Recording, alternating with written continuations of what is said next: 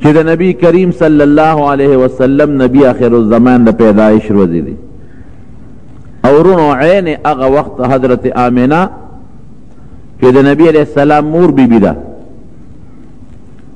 هغه فرمایي چې زما دا بچی ډیر بختور بچی دی چې دا کوم بچی مال الله را کړی دی یقینا شپږو میاشتو پورې زه د ده په حمل نیم پوه شوی چې دی زما په ګېډه کې دی ما ته پته نه ده لګېدلې او په کومه علاقه چې بتلم نو کلکه ځمکه به ونه الله به ما ته هغه نرمه کړه او چرته ما ته څه قسمه تکلیف د دې بچي د لاسه نه دی پیښ شوی حالانکه تاریخ لیکي چې د مور و پلار نه نبی علیہ السلام په داسې کیفیت پیدا دی چې پلار یې د پیدایش د مخکې وفات و عبدالله او نیکه عبدالمطلب دی وی چې کله آمنه بی بی فرمائی چې کله نبی کریم صلی الله علیه وسلم پیدا کېده وی دونه مې محسوسه کړه چې یو رڼا زمانه الله وویسته او داسې رڼا رانه ووتله چې د هغې هغه روشنایی او چمک اسمان طرف ته اوچت شو او د مشرق نه مغربه پورې علاقه پې روښانه شوه او ما ته رب العالمین په هغه رڼا کې د بصره او د شام محلونه او ماڼۍ وښولې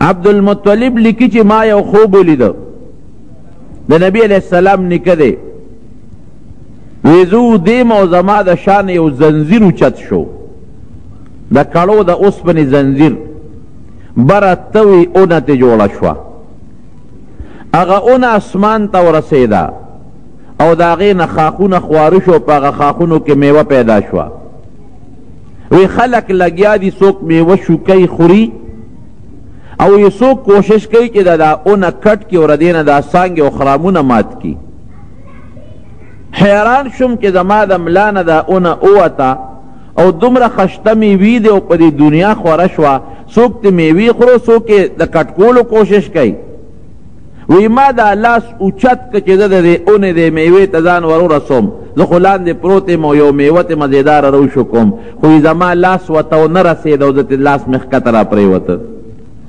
تعبیر والا تعبیر کوونکو اویسته چې ستا د شانه به الله یو شخصیت پیدا کوي چې د هغه میوه او د هغه نه چې کومه میوه پیدا کیږي هغه به د دنیا د ګوټ ګوټ ته رسیږي څوک به د هغه میوه خوري او څوک به د هغه په خلاف کې لګی د هغه د هغه خرامونو د کټکولو کوشش به کوي ستا د اولاد نه به داسې یو انسان پروردګار پیدا کوي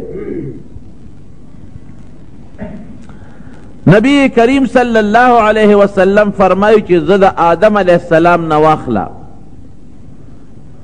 تر د قریشو د عبدالمطلب بنو هاشم پورې نسبن په بهترین قوم کې پیدا شوی ما زما د نسب نه تر د آدم علیه السلام پورې بهترین او اعلی نسب بل نه تیر شوی زه د حضرت ابراهیم علیه السلام نسیمه د حضرت اسماعیل علیہ السلام نسیمه د ابراهیم علیہ السلام دعیمه او د حضرت عیسی چې زمانه مخکې پیغمبر تیر شوی د هغه زیریمه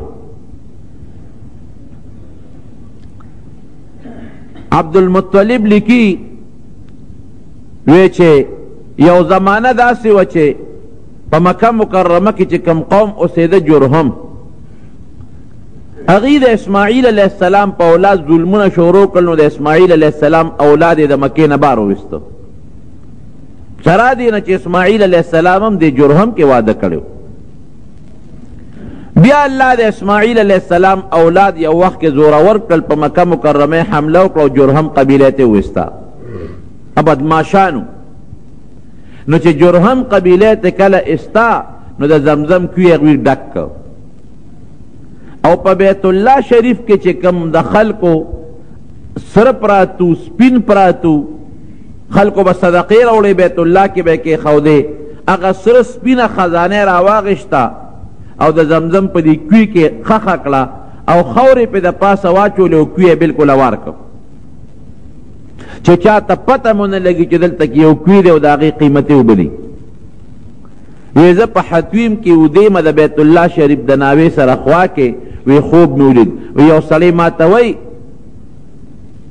چې پاسه دلته یو کوي دی هغه کوي اوکنوه احفر بره بره څه شی دی وی یو کوي دی سړی رانه لاړ وی سبا شپه بیا خوب وینم وی یو سړی بیا ماله راځي او ما ته په خوب کې وی چې احفر طیبه یو اعلا کوي دی هغه وکنوه وی ما چې دا طیبه اعلا کوي څه شی دی وی بیا رانه لاړ وی په درېیمه شپه مې بیا خوب ولیده وی هغه سړی ما ته بیا په خوب کې چې احفر زمزم یو کوي دی د زمزم هغه وکنوه وی ما چې زمزم څه شی دی وی بیا رانه لاړ وی په څلورمه شپه بیا دا سړی راغی او خوب کې ما ته وی او زه هم اقسې ودیمه چې احفر زمزم زمزم کوي وکنوه وی ما چې زمزم څه شی دی وی دا یو کوي دی وی ما چې کم ځای دی وی په خوب کې راته نښه وښوله وی چې راویښ شومه ما د قوم سره مشوره وکړه چې 4 شپې مې خوب ولیده او ما ته یو سړی په خوب کې دا ځای ښیي چې دلته یو کوي دی او د برکت کوي دی دا وکنوه راځئ چې پې شروع کړو وی قریشو مې مرسته ونه کړه یو زیمه او یو زما زوی دی د هغه نوم حارس و حارس دقه یو زوی دی د عبدالمطلب مشر د نبی علیه السلام مشر طرف په 2 قسم پې شروع کړه وی چې پې شروع وکړه او ام کنسته وی پکې خزانې راووتې دا هغه خزانې وې چې جرهم تللی او پکې د بیت الله خزانې غورځولې وې او په خاوره اوار کړی وی چې نورم اوکن او اعلا قیمتي مزیدار اوبه پکې راووتې د زمزم خوا کې ولا حوضونه جوړ کړل چې د اوبه به په دې حوضونو کې جمع کېږي او خلک به تسکي بعد شیطانان خلک خوشته وی هغوی به د شپې راتلل او هغه حوضونه به هغې غاړې به یې ماتولې او حوضونه به یې راله خرابول الله داسې وکړه چې چا به هغه حوض روانو او د حوض هغه پوله به یې روانوله الله به په بیماري راوسته خلک ویرېدل او چې څوک مریضان بیماران به راتلل او د هغه کوي د اوبو نه به یې وبس کلې الله به هغوی جوړول د کوي لوی برکت په خلکو کې خور شو د یو ځای او د بل ځای د لرې برې نه به خلک راتلل د اوبو له اوبه به یې څکلې او ځان سره به یې وړې او چې چا به لږ غوندې ګستاخي د اوبو بیادبي کوله پروردګار به سزا ورکوله وایي د دغې کوي د برکت نه عبدالمطلب وایي زما قدر په خلکو کې پیدا شو او کوي له خدای یو عزت ورکړه وروسته نبی کریم صلی الله علیه وسلم فرمایي چې زما نیکه کم کوی کنولې پیر زمزم د زمزم کوي دا هغه اوبه دي چې رب العالمین د اسماعیل علیه السلام د پوندې د والو نه دغه ځای کې پیدا کړي دي د برکت اوبه دغه وخت کې دی وایي چې یا الله زه یو یم او یو مې دا زوی دی حارس پروردګاره که زامن دې ډېر راکړل د دې مبارک کوي د خاطره درنه سوال کوم چې الله ماله زامن راکا او که 10 زامن دې راکړل نو چې زما زامن 10 ته ورسېږي 10 به ستا په نوم الالوم ذبحه کوم به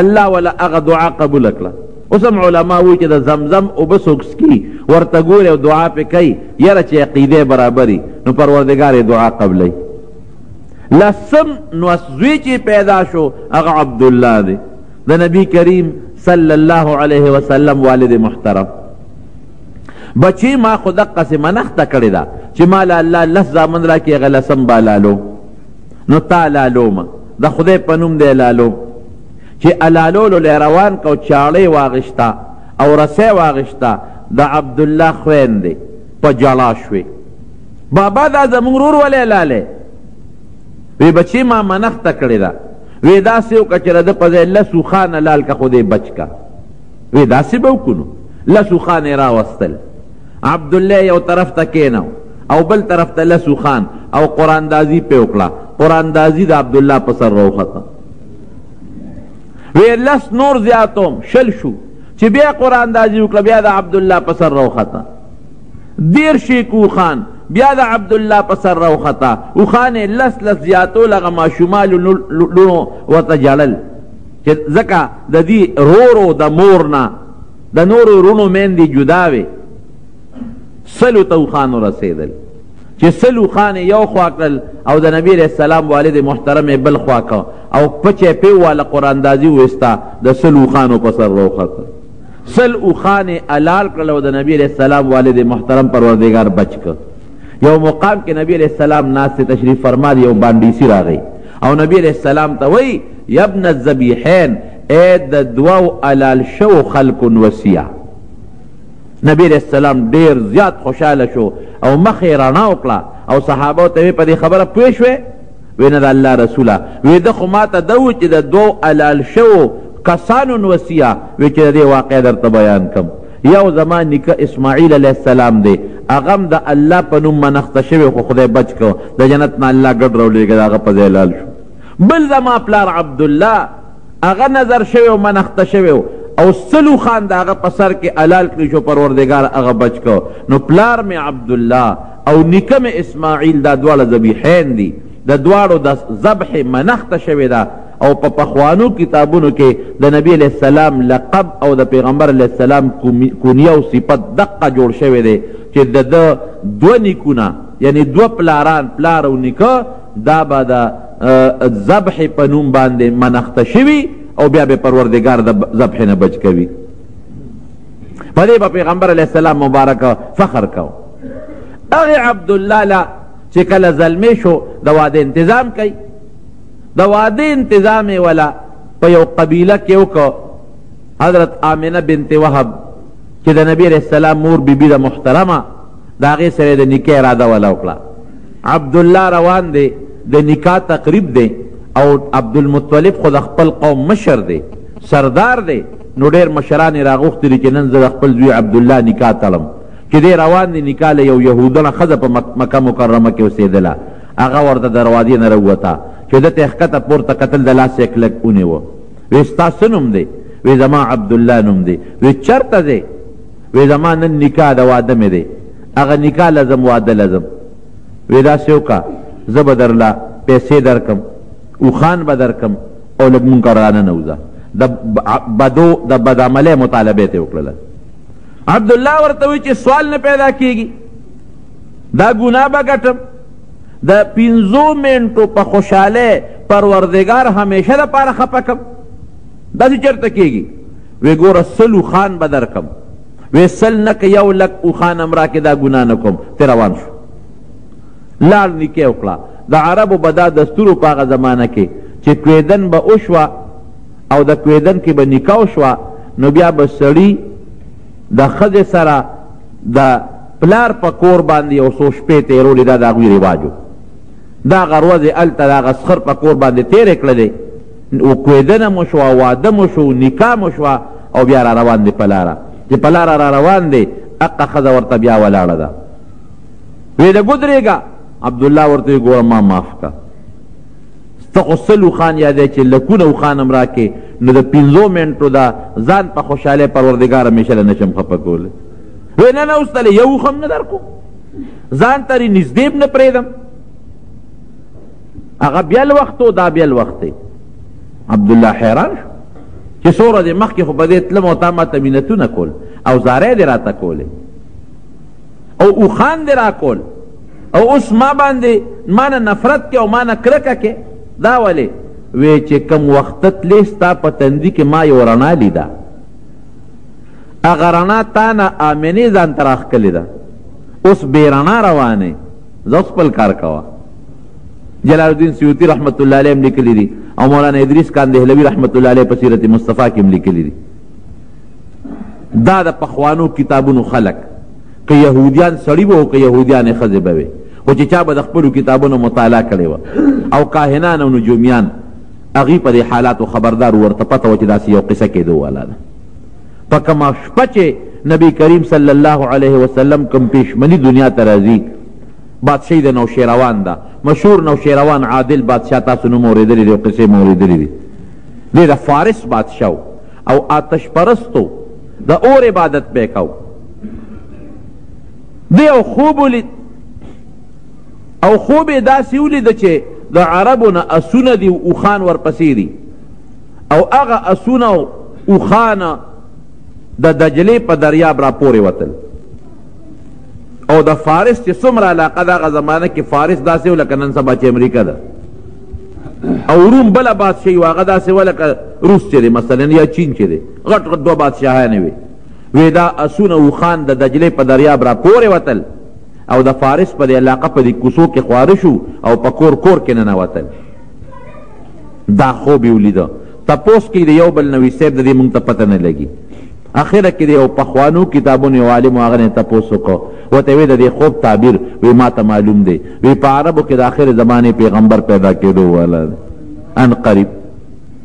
اب خوریږي د هغه بادشاهي ستا د علاقې ته به م رارسي، خو خفه کېږه من او شیروان بادشاه ستا نه پس 11 ستا سره 12 بادشاهان دا به حکومت کوي. 14 بادشاه به ستاسو نه راځي د فارس، 14 بادشاه به د مسلمانانو بادشاه بی. د هغه سړي چې دا د عربو کم مشر دی د هغه تابعدار بی، اب راځي ستاسو دا بادشاهي به اخلي او ستاسو دا بت پرست دا آتش پرستی به داسې ختموي لکه چې په مخ د ځمکاړو چې ته آتش پرستی شوي نه. 12 بادشاهان به ستاسو وي، هغې نه پس به د هغه زور خورېږي. اتفاقا په کوم وخت کې چې نبی کریم صلی الله علیه وسلم دنیا ته تشریف راوړو یو زلزله راله. 14 تیږې 14 د نوشیروان بادشاه د محل نه پرېوتې پېشمني ټیم کې، او چې دی راویښ شو نو فورا یې هغه خپل کاهنان نجومیان راوغوښتل، وی څه چل خو شوی دی ما له اطلاع راکې. ورته فورا اطلاع راله، وی د فارس چې کومه لویه آتش کده ده د 1000 کالو نه هغه بلېده، 1000 کاله کې مړه شوې نه ده. هغې ته به اور بلو او څوکیداران متولیان به ورته ناست وو، اور به ورته بلو. وی هغه د 1000 کالو آتش کده مړه شو، بلیږي نه. په دې سوچ فکر کې میټینګ راغوښتی شوی دی او سوچ کوي چې دا څه چل دی چې دې کې ولې دا بیت المقدس ته طرف نه اطلاع راله. وی بیت المقدس کې یو لوی دریاب دی، یو ناشنا دریاب دی، هغه دریاب صاحب بالکل اوچ شوبه پکې نشته. بل طرف نه ولا اطلاع راله بحیره تبریه ورته وی، دا لوی علاقه ده لوی دریاب دی. وی صاحب اوبې په دریاب د پاسه په دا میدان کې ودرېدې وچې شوې. چې معلومات وشو بعینه اقا وختو وی معلومات کوي، وی بس تپوسو کې خو عربو کې څوک نیک بخت پیدا شوی دی. هغه نیک بخت چې د هغه د پیدایش دا نښې دي زموږ په کتابونو کې، او دغه نیک بخت به څوک دا به د آخر زمانې پیغمبر او اقا ټیم د دواړو جهانو مبارک سردار دنیا ته تشریف راوړلی دی. دا د 9 د ربیع الاول، څوک 8 یادوي څوک 12 یادوي. خو یو لویه جرګه شوې وه زمانه کې په مصر کې مجلس الهیئة العلمی، هغې ډېر لوی تحقیق سره د علماو او د لویو محدثینو او د تاریخ سازانو یو میټینګ کړی او هغوی دا تحقیق کړی دی چې دا د ربیع الاول 9 ورځ وه. د ګل ورځ خو په دې کې خو شک نشته. او د سحر ټیمو دا چې کم د پیشمني د سحر د بانګ نه مخکې د پیشمني کم ټیمې دا ټیمو هغه زمانه کې ګړی نه وې. لومبی ګړی د هارون الرشید بادشاه په زمانه کې ایجاد شوې ده. خو چې ساینسدانانو او د فلکیاتو ماهرینو کومه اندازه لګولې ده نو د 20 منټه د پاسه 4 بجې وې، او د اپریل 22 تاریخ و 1501 عیسوي کال دی، 571 1501 عیسوي او د اپریل 22 تاریخ د ګل ورځ، او د سحر 20 منټه د پاسه 4 بجې. او د ربیع الاول چې کم دا اسلامي میاشته د هغې 9 تاریخ. او د ابرهه لښکر د دې نه مخکې رب العالمین هلاک کړی و، د هغې 25 یا 50 ورځ ده. نبی کریم صلی الله علیه وسلم پروردگار دنیا ته راولېږه چې په کومه ورځ د دواړو جهانو مبارک سردار دنیا ته تشریف راوړو. علما لیکي چې د هغه زمانې کم خلک دي هغې وي دا سار روښانه و، دا علاقه روښانه وه، دا علاقه بدله لګېده. ولې؟ ځکه خلک په انتظار و پته مو، خو چاته خو پته نه و چې کوم ځای به پیدا کېږي او د چا په کور کې به دا بختور ماشوم پیدا کېږي، دا معلومات چاته نو.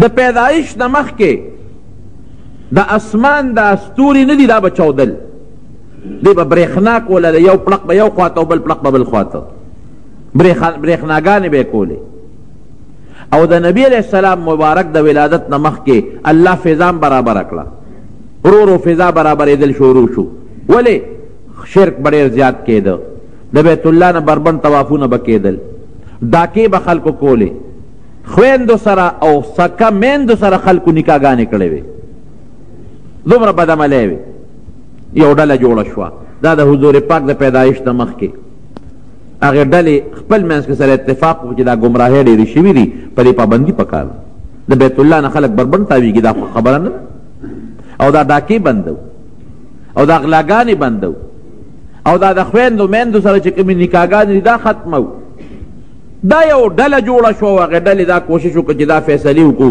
ګوره دا د هغې داسې مثال دی لکه نور چې راخیږي نورونو نور خو وروستو راخیږي خو د نور نه ګنټه یوه نیمه مخکې سبا راوخیږي او ورو ورو په قلار قلار دا وطن روښانه شي دا د نور هغه پلوشي وي خو نور لا نی راښکاره شوی نو سبا په مثلا یوه نیمه ګنټه مخکې راخیږي او نور ته یوه نیمه ګنټه پس راوچتېږي خو د نور نه دا یوه نیمه ګنټه مخکې په دې علاقه کې د فضا کې د رڼاګانې شروع شي دقه رنګې د حضور پاک مبارک د پیدایش نه مخکې په دې علاقه کې دا فضاګانې برابرېدلې او قسم قسم نخې نښانې او په دې فضا کې په دې اسمان کې د ستورو دا پړقار به محسوسېده چې کوم نجومیانو هغوی به ته اندازې اخیستې کاهنانو به ته اندازې اخیستې او د پخوانو کتابونو عالمانو ته خو پته وه چې دا نښې د هغه شخصیت دي چې کوم به د ټولو پیغمبرانو اخیري پیغمبري او د هغه نه پس بل پیغمبر به نه راځي یو بیبي ده په مکه مکرمه کې هغه وایي دغه وخت کې زه د آمنې سره موجود ناسته وم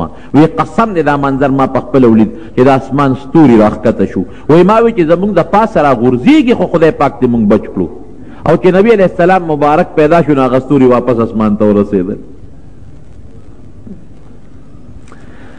د پیدایش چې که په کومه ورځ پیدا شو نبی کریم صلی الله علیه وسلم په دغه ورځ باندې دوه ورځې د خپلې مور پی نه دي خوړلی یو یهودي په مکه مکرمه کې هغه هم پیشنګویي ورکړه وی تاسو لاړ شئ او یو ماشوم بیګا پیدا شوی دی او مبارک ماشوم دی وی موږ ته خو پته نه لګي وی ښه نښه به یې دی چې د مور پی به دوه ورځې نه خوري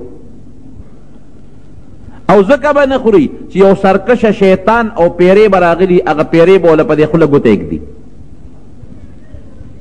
او رده به په دنیا غلبه راځي چې معلومات یې وکړل نو په دغه پېشمني نبي کریم صلی الله علیه وسلم دنیا ته تشریف راوړو مور نه یې وله تپوس وکړو ستا پی خوري که نه وی نه خوري خو جاړي نه پی مې نه خوري خو جاړي نه د هغې نه پس اوه ورځې خپلې مور وله پی ورکړل او د ابولهب یو وینځه وه سویبه هغې وله پی ورکړل او عجیبه ناشنا خبره رونو واورئ ابولهب د حضور پاک تره دی کافر مړ دی کافر او د نبی علیه السلام ډېره لویه دشمني کړې ده لومبې په پیغمبر علیه السلام د کاڼي غزار دی بدبخته کړی دی د نبوت نه پس لیکن چې کم وخت کې رسول الله مبارک پیدا شو دغه سویبه د هغه وینځه وه هغه لاړ او ابولهب له زیرې ورکړه خوشخبري ورکړه وی سرداره مبارک دې شه ولې وی ستا د مړ ورور د عبدالله زوی پیدا شو وی ښه ما له خو د ډېر ښه زیری راوړه زه په دې خوشحالۍ کې تازه دی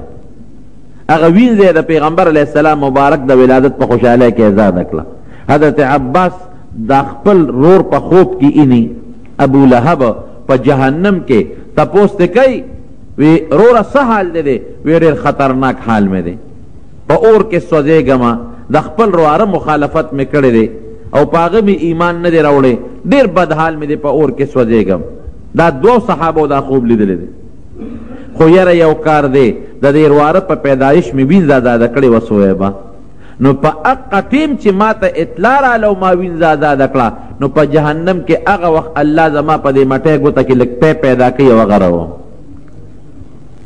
زه اکثر طالبانو ته ویم د نبی علیه السلام د پیدایش خوشحالي یو کافر کړې ده او په جهنم کې هغه کافر ته یو ساس کې پی میلاویږي اگر چې په دې د هغه تنده نه ختمیږي خدا د پیغمبر علیه السلام برکت الله ښیي نو چې مسلمان د خپل ښکلي پیغمبر په پیدایش خوشحالي وکړي او په صدقو کې هغه وینځ آزاده کړه او مسلمان په صدقو کې خیراتو کې دله به رب العالمین څومره لویه مرتبه او مقام ورکوي. یقینا مونږ ډېر بختور خلک یو. ټول وایه الحمدلله چې مونږ د یو عظیم پیغمبر رب العالمین امتیان پیدا کړي. دا خو مونږ الله ته سوال نو کړی، دا الله خپل فضل او خپل کرم کړی دی.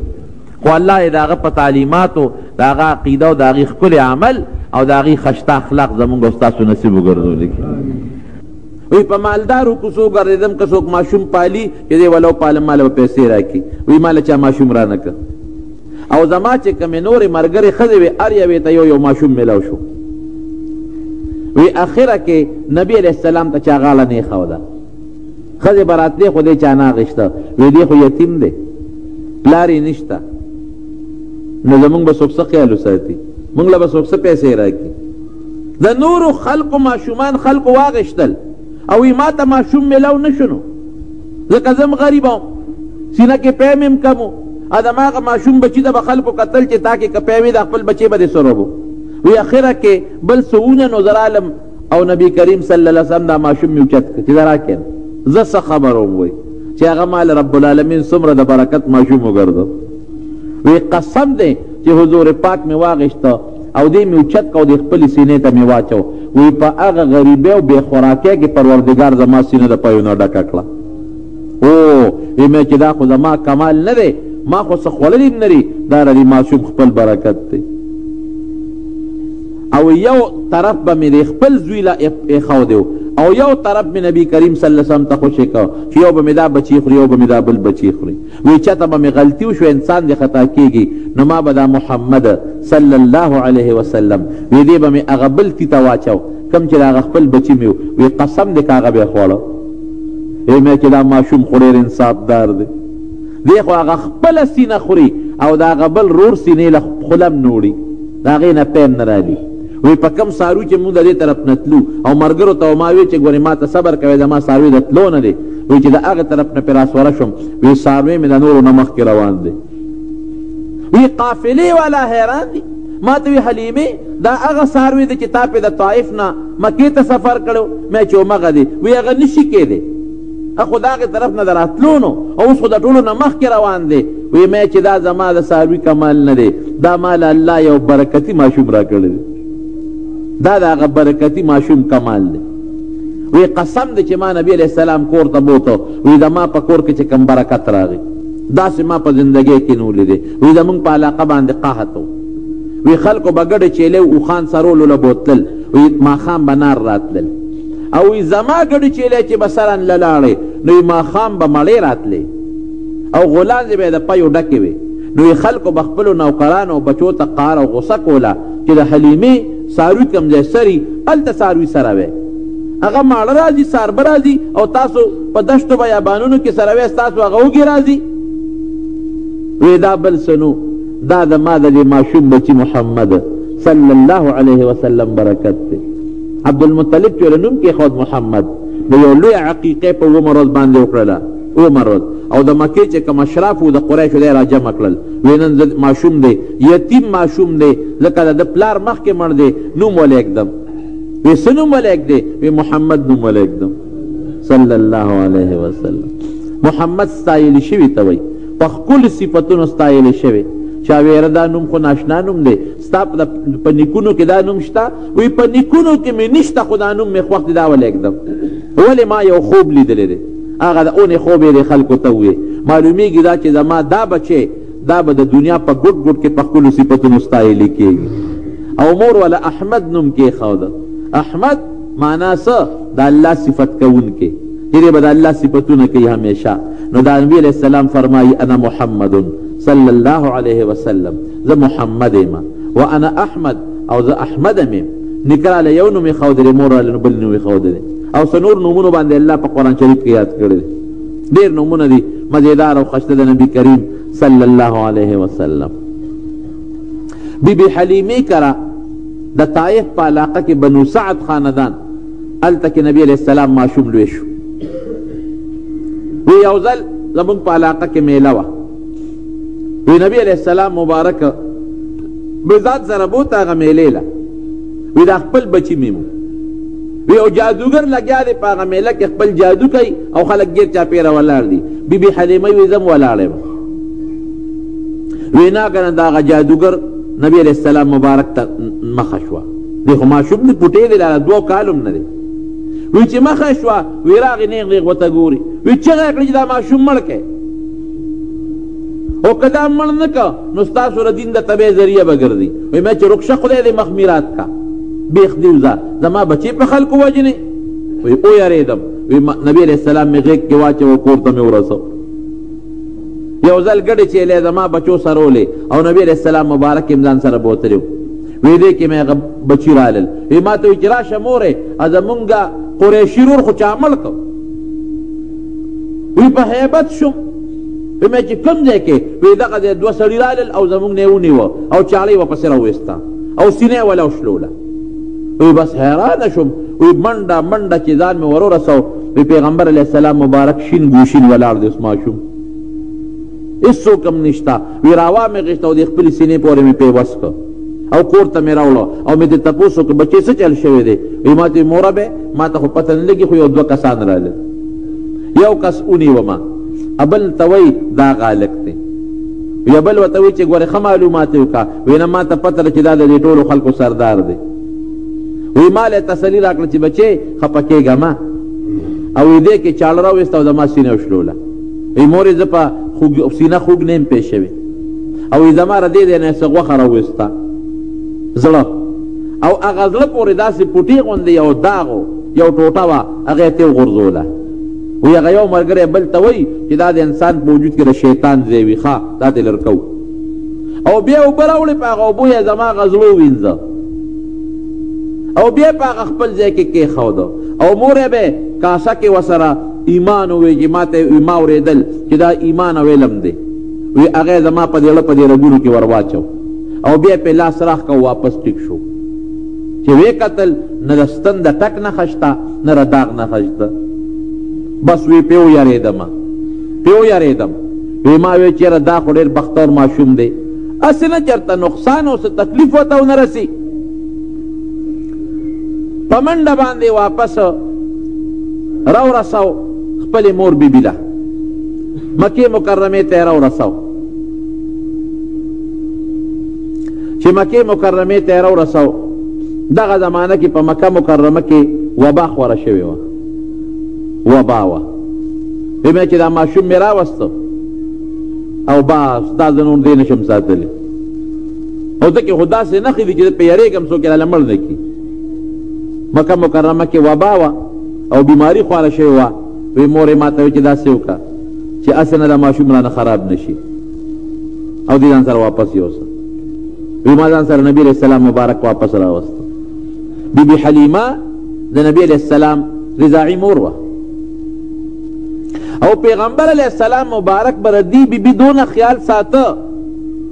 یو صحابي فرمایي وی نبي علیه السلام مبارک یو ځای کې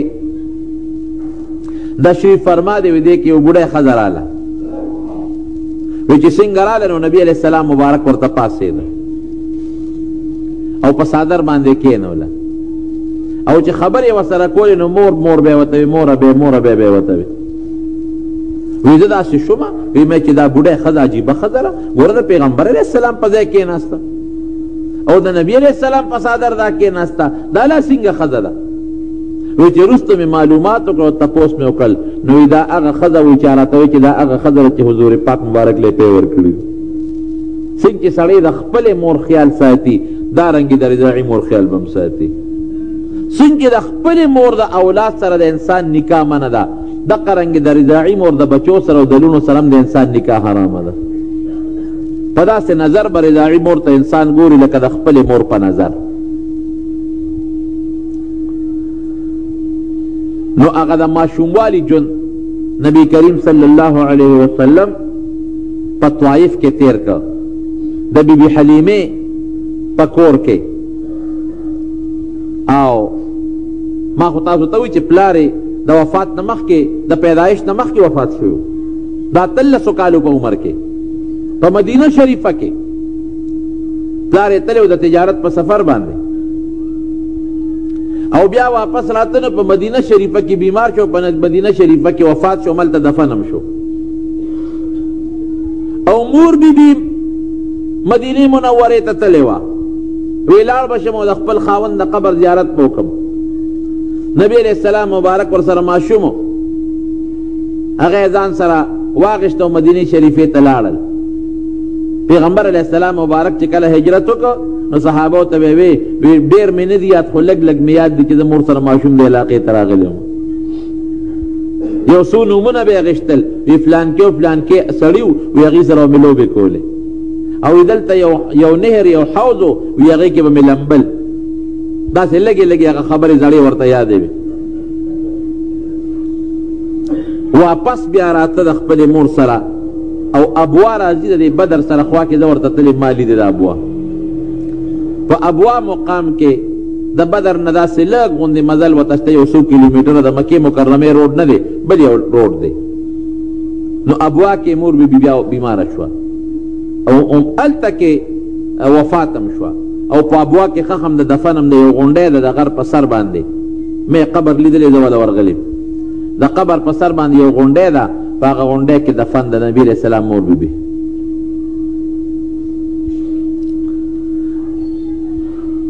عقل چې سړی سوچ په عقل باندې کوي نو پلار د پیدایش نه مخکې وفات. مور بی بی لا ماشوم د بالغ نه دی، یو څو کالو دی، یا د 7 کالو یا د 6 کالو اختلاف پکې شته چې مور بی بی په دا دونو ماشوموالي کې وفات شوه.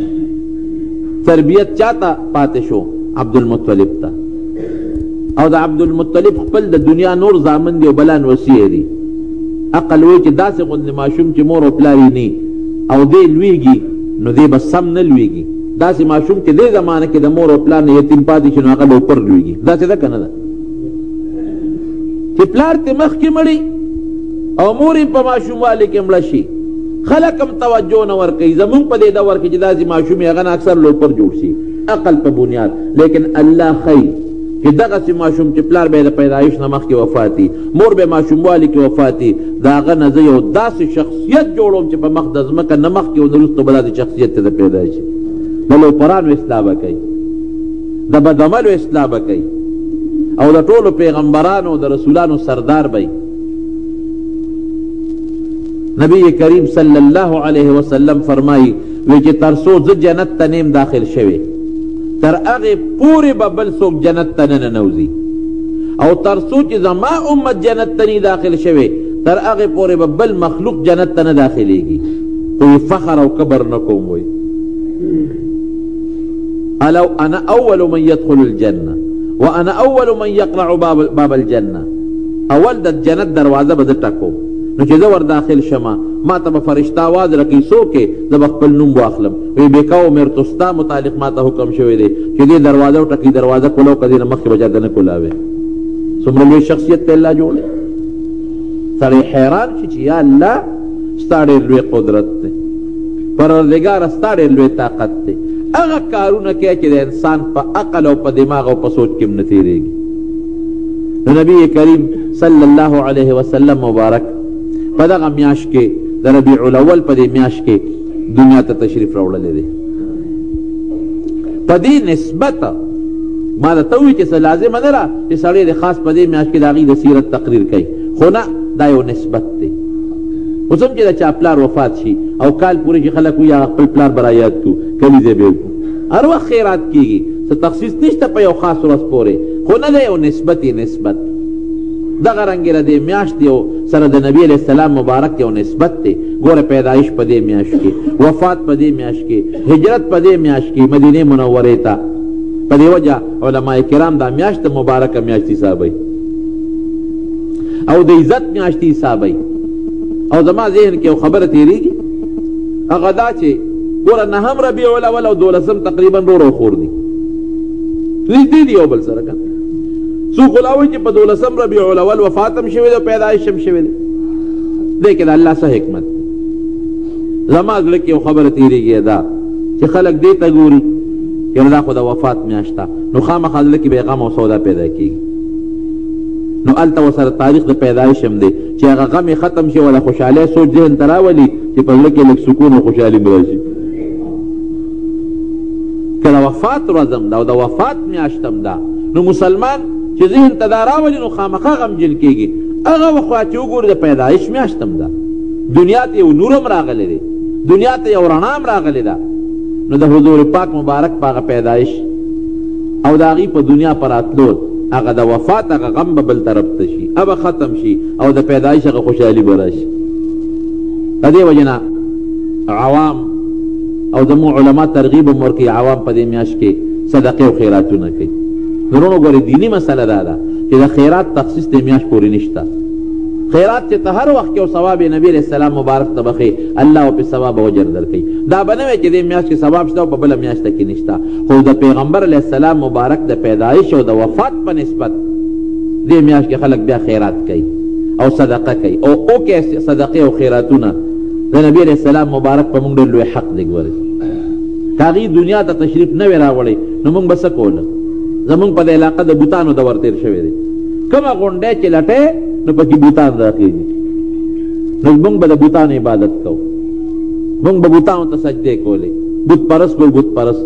دا خو د حضور پاک مبارک برکت دی چې الله تعالی موږ ته ایمان را نصیب کړی. زمونږ پلاران مسلمانان، زمونږ نیکونه مسلمانان، ورپسې دا د هغې مخکې مشران مسلمانان، هغې ته اسلام چا ښولی دی؟ یا صحابه یا تابعین به راغلي او د علاقه کې به ایمان او اسلام خور کړي او هغې خدای پاک مسلمانان کړل. دغسې نسبا الله موږ ته ایمان راورسو. دا د دواړو جهانو د مبارک پیغمبر برکت دی. بیا ته چې اقرأ بسم ربک الذي خلق خلق الانسان من علق. اقرأ لولا بسم ربک په نوم د رب ستا، هغه رب الذي خلق چې دا ټول مخلوق پیدا کړی دی. د هغې رب نوم والا نو الله به طاقت د لوستو درکړي. رب دی رب، رب پالونکي ته وایي. د مور په ګیره کې بچې پالي او دا ورکوټې دانه چې د شړشم وکړې د هغې نه څونه خشته بوټې راوباسي، هغې له څومره ښکلې میوه ورکوي. نو چې کوم ذات کې دا طاقت او قدرت شته، هغه ذات سته پتا کې د لوستو طاقت هم پیدا کولی شي. الذي خلق، هغه ذات چې دا مخلوق پیدا کړی دی. ګوره دې مخلوق ته دې غرونو ته وګوره، دې ځمکو ته وګوره، دریابونو ته وګوره، بوټو ته وګوره، انسان ته وګوره، تی ته وګوره، څومره خشته خشته شکلونه او قصې پسې. مار ته وګوره په کوم شکل ګرځي. نو کوم ذات چې دغه مخلوق پیدا کولی شي، هغه پتا کې د لوستو طاقت هم پیدا کولی شي. خلق الانسان من علق، انسان یې د وینې د یو ټوټې نه پیدا کړی. عقل نه خلاف د وینې ټوټې نه خشته انسان پیدا کېدل. کوم ذات چې د وینې د څښا ټوکړې نه انسان پیدا کولی شي، هغه ذات پتا کې د لوستو طاقت پیدا کولی شي. اقرأ وربک الاکرم الذي علم بالقلم. لولا رب دې سخي دی.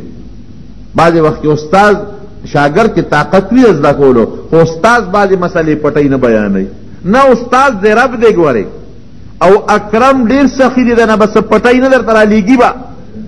الذي علم بالقلم، د قلم په ذریعه خلقو ته تعلیم ورکړی. دارنګې تا ته به د جبریل علیه السلام په ذریعه تعلیم درکوي او ستا په ذریعه به امت ته تعلیم ورکوي. علم الانسان ما لم يعلم، انسان ته اسم نو معلوم، الله ورته وښود. دا علم چا ورکړی دی؟ الله ورکړی. آدم علیه السلام تعلم آدم الاسماء كلها. دا دشکې دی او دا چانک دی او دا پیالې دی او دا اور دی او دا اسمان دی او دا غر دی او دا ځمکه را، دا دومره نومونه چې ورته رب العالمین پړه کې واچول او په یو ټک یې زده کړل. دا ښودونکی څوک دی؟ الله. دا آیتونه پنځه ورته ووې او جبریل علیه السلام ته حضور پاک مبارک باندې یره راله. د غر نه راکوز شو، کور ته راغی. چې کور ته راغی خوله شوی و. هغه وخت سره خو خوله او خوله چې د انسان د وجود نه وځي او هوا پې ولګي یخ شي، نو تبه پې راځي، نو تبه پې راله او دا ګرمه تبه پې راله. چې کور ته څنګه راووته، خدیجې رضی الله عنها ته زملوني، هله په ما څادر واچوی. څادر یې پې واچو.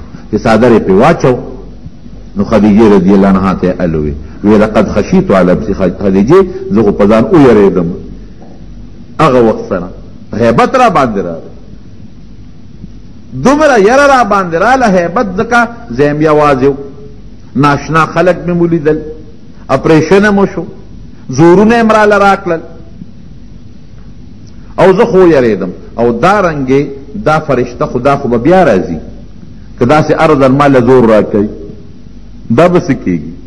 خدیجه رضی الله عنها په پوهه وه هغې ته خو د مخکې نه نښې معلومې وې او ورته څه وایي کله هرګز داسې نه کېږي تا به خدای نه خفه کوي والله لا یخزیک الله ابدا شرطه به د الله رسوا نه کړي چته به د الله ضایع نه کړي ولې ته خو د کونډو یتیمانو او رندو خدمت کې د خلکو نه پیټ اوچته په لاره څوک ځي ګېډۍ ورسره اوچت کړي او خلکو له مېلمستیا ورکړي تقرا الزيت وتعين على نوائب الحق کلا تا باندې هیڅ تکلیف په نه راځي او تکسب المعدوم چې چا مال ني ته ولا پیسې پیدا کې مال ولا ګټي که چاته تکلیف ورسیږي هغې څوک ورسره همکاري کې او لاس ورسره کې وایي ته راځه داسې کار کوو ډاډ یې ورکړه نبي علیه السلام ور دې ته بیبي وایي وی د ما راته ورځ ویلې ورقه ابن نوفل د پخوانو کتابونو ملا دی هغه لرې بوزو بویه ته خدیجې رضی الله عنها ورته قصه وکړه دغه وخت کې دې په سترګو لوند شوی ورته وایي ته خدیجې چپ شه چې دې ما ته په خپله الو وایي د نبي علیه السلام نه تپوسونه وکړل ټول الې ورته وایي ورقه ابن نوفل وایي ورته ویې ورواره داسې کار دی وی دا هغه فرشته ده چې موسی علیه السلام له راغلی مبارک ته شه تعالی الله پیغمبري درکوي دې فرشته دله راولېږله وی افسوس ارمان چې تا د خپل قوم د خپل وطن نه وباسي او د جمدیم زر امداد وکړ حضور پاک مبارک له غصه ورله او مخرجیهم دا قوم به ما وباسي ما به څنګه وباسي ته خو د ډېر لوی قوم خاوند دی زما خو ډېر لوی رشته ده وی دا ته چې سوی کې دا چا ویلي دي د وطن نه وکتلی شوي دي خو یاره افسوس چې زه موجود یم امداد دې وکړم یو څو ورځې پس دا ورقه وفات شو درې کاله وحی بنده وه مکمل بنده وه او نبی علیه السلام به غار حرا ته ته او دومره تکلیف په ورته چې وی زړه به مې تنګ شو وی ما به وایي چې د دې غر نه ځان رارغړوم داسې به مړه تنګ شو او یو غیبي اواز به راته و چې نه ګورې دا نه به خدای یو لوی سړی جوړوي داسې ونه کړي وی 3 کاله پس بیا د غار حرا نه را روانو وی یو غرض مې واورېده وی چې سر مې اوچت کړ وی هغه فرشته مې ولیده چې غار حرا کې راغلی و د اسمان په دې غاړه باندې وه وی بیا ویارېدم چې کور ته سنګ راغی خدیجې رضی الله عنها ته وی دسروني اله ما پټ کې څادر راوړی یخني مې وشوه هغې پې څادر واچو او دې کې هغه فرشته دروازې له راورسېده یا ایها المدثر قم اے څادر اغوستونکیه پاسه فربک څنګه دې قم فانذر خلق پو یره و زما د عذاب بس اوس د ډیوټي بدله شوه راحت ختم خوب ختم اوس پاسه کار شروع کړ د دین تبلیغ شروع کړ دعوت شروع کړ او دا مشرکان پوی که د الله د عذاب نه ویروه فانذر دا د الله د عذاب نه ویروه وربک فکبر رب لوی دی بیان کا والرجز فهجر دا بوتان دا قصې پسې پرېږده دا آیاتونه نازل شو نبی کریم صلی الله علیه وسلم خو پوی مخکې فرشته راغلی چې دی څنګه ووی خدیجې رضی الله عنها ته وی وی خدیجې ما ته خو الله داسې ووی وی بې زه دې منم ګورې ښه خو د مخکې نه پته ما زه دې منم دا چې څه ته وی دا رښتونې تا ته چې دا کومه فرشته راغلی دا فرشته را او ته د الله پیغمبر یې لکه پیغمبر پیغام رسونکي ته وی د الله رسول یې د الله استازي د اصلا پیغام دې موږ ته راورسو لومبي ایمان په ښځو کې خدیجې رضی الله عنها راوړو په الکانو کې نابالغ الکانو کې علي رضی الله عنه لومبي ایمان راوړو په غلامانو کې زید ابن حارثه غلام لومبي ایمان راوړو او په بالغانو سړو کې لومبي ایمان حضرت ابوبکر صدیق رضی الله عنه راوړو نبی کریم صلی الله علیه وسلم ورته وویل فصائص کبرا کې جلال الدین سیوطي لیکلی دی ابو بکر ما ته خو داسې واقع وی بلکل ټیک هېڅ شک پکې نشته چې ته څه وایې زه یې منم تصدیق کوم دړه نه ځکه او صدیق ورته وایي او چې دا او ته د الله استازې پیغمبر یې زما در باندې ایمان دی خو یاره یو خبره درته کوم ایمان مې ګورې راوړه ښه منم هسې یو تپوس ته نه کوم د پیغمبرۍ نښه دې څه ده ګورې دا تپوس دې نه نه کوم چې که دا نښه دې ووایي نو ایمان راوړم او که دې ووایي نه راوړم ایمان مې د باندې مخکې راوړم هسې دې نه تپوس کوم وی ما ته یو نښه ووایي او نخصه وه وی قسم دی که ما پوی کړی وی یو ځل زه په یو سفر تللی وم تجارتي سفر باندې هلته کې یو ځای کې مونږ ناست وو دې کې د عیسایانو یو پادري راغی وی دې خلکو ته یې کتلي په مې نظر پرېوت وی چې په مې نظر ورته نه مې ویرېدم چې دا سړی ما ته ګوري څه چل را سره کوي وی بیا راغی وی ما ته وی چې وروره تپوس ته نه کوم نوم دې څه دی زما خو عثمان نوم دی ابوبکر باندې پېژني خلک ته ابوبکر وایي د پلار دې څه نوم دی مې چې د پلار نوم مې ابو قحافه دی په دې باندې خلک پېژني وی ښه اوس د یو څو خبره ته زه کوم وی داسې کار دی چې د بنو تیم قبیلې ما وی او د قریش وی مې چې او وی نسب قوم یې راته یاد وی ما ته وی چې یو خبره درته کوم خو دا اولې راته وښایه وی ما ورته وی زما ولیکلې څه غرض دی وی چې نه دی که زما یو ډېر لوی غرض دی را اولې راته وښایه وی زه ورسره کلک شوم وی ما ته د قافلې هغه ملګرو چې ستا نه پیسې دې نه غواړي ولې دې ورته وښایه که وی ما ورته اولې وښو وی زما په دې اولې دلته یو داغ و پیدایشي وی ما ته وی خلکو ته چې دې داغ ته وګورئ دا سړی چې دی دی به د آخر زمانې د پیغمبر نږدې ملګري به او دی به د آخر زمانې د پیغمبر لومبی خلیفه می د هغه د سفر ملګري به وي دا خبره خلکو م واورېده او امام واورېده خو زما نه بیا یېره شوه نبي علیه السلام سره دوستانه تعلقاتو د ماشوموالي ملګري ما نه یېره شوه چې نبي علیه السلام ته مې دا ال ویلې وې او نه هغې د پیغمبرۍ دعوت خو چې دا خبره مې ترې واورېده چې زه پیغمبر یم نو ایمان مې پرې راوړه مې چې یاره د پیغمبرۍ څه نښه دې شته که نشته نور ګورې د باندې مې ایمان بغیر د نښې نه راوړه وی نبی علیہ السلام راته وفرمایل چې پلانکې علاقه کې تا ته کوم پادري په ولیکم دا خول دغه مې د پیغمبرۍ نښه مې چې ایمان مې در باندې بې دې نه راوړه خو دې سره مې خبره نوره مضبوطه شوه بیا به قرآن لږ لږ نازلېده د موقع په مناسبت په 30 کالو کې او په 30 ورځو کې او په 2 میاشتو کې قرآن شریف پوره شو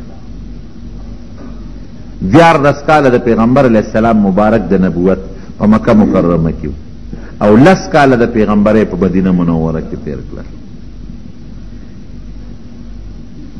د خدیجې رضی الله عنها د وفات نه پسې په مکه مکرمه کې بله بیبي بیا کړې وه حضرت سوده بنت زموعه یو ډېر لوی مشر و د مکې د خلکو د هغه لورې په نکاح اخیستې وه حضرت سوده او دا نور چې څومره نکاحونه نبي علیه السلام کړي دي هغه د هجرت نه پس په مدینه منوره کې کړي نورونو دا واقعه مې په دې نسبت درته ذکر کړه چې دا میاشت رسول الله مبارک د پیدایش میاشت او یو عجیبه خبره درته وکړم ما تېره جمعه درته ویلي چې نبي علیه السلام مبارک خلق خو 12 یادوي خو راجح قول دا دی چې نبي علیه السلام په 9 د ربیع الاول څوک 8 هم ور یادوي خو راجح قول دا د اختلاف پکې شته چې د په 9 د ربیع الاول د دې میاشتې په 9 تاریخ حضور پاک مبارک دنیا ته تشریف راوړی دی او نن د جمعې ورځ ده او 9مه ورځ ده د دې میاشتې په نننۍ ورځ خو صرف دومره فرق و چې هغه د ګل ورځ او نن د جمعې ورځ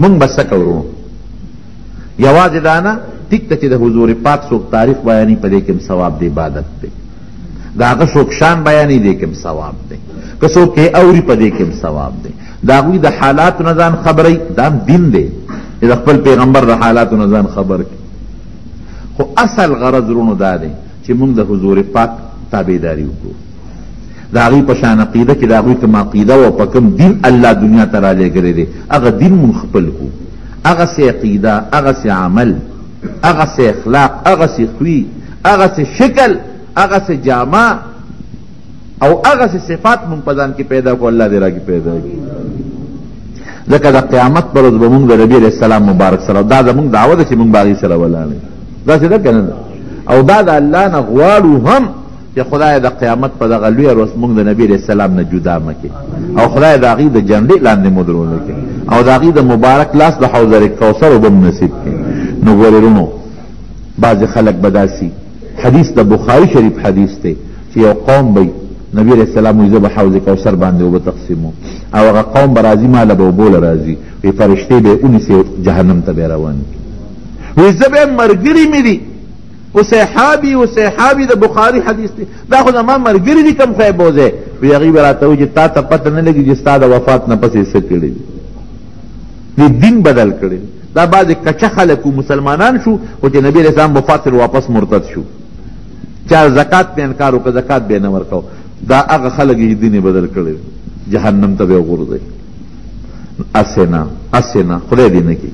که موږ د نبي علیه السلام مبارک جمیله روان شو او د هغې خواله ورتلل شروع کړو فرشتې د مټه ونیسي او حضور پاک وایي چې دا خو زمو متیان دي وی نه که نه د خولې دا وخت یې کړې ده خو عقیده ستا د عقیدې په شان نه عمل یې ستا د عمل په شان نو شکل یې د انګریز و جامع د انګریز خوښه وه شکل یې د پیرنګي خوښ و جامع د پیرنګي خوښه وه عمل یې د پیرنګي خوښ و مینه یې پیرنګي سره وه هندو سره وه سیک سره وه بل سره وه نو دا به ډېره زیاته رسوایي به یې په هغه اتلس شلې زره قامت الله یې همداسې رسوایي نه نو غرض درونو دا دی ګورئ چې زمونږ قیده زمونږ عمل زمونږ اخلاق زمونږ گفتار دا د حضور پاک په شان ژوند تېرېږي که نه خری د ګیره کې هم تېرېږي او په ګیره کې هم تېرېږي دا نه چې ګنې بغیر د خری د ګیره کې به ژوند عمر زیات او په دې کې به کم یا چې څوک ګیره خری نو هغه ته پیسه ډېره میلاوېږي او چې څوک یې نه خري لږه به میلاوېږي ژوند هسې تېرېږي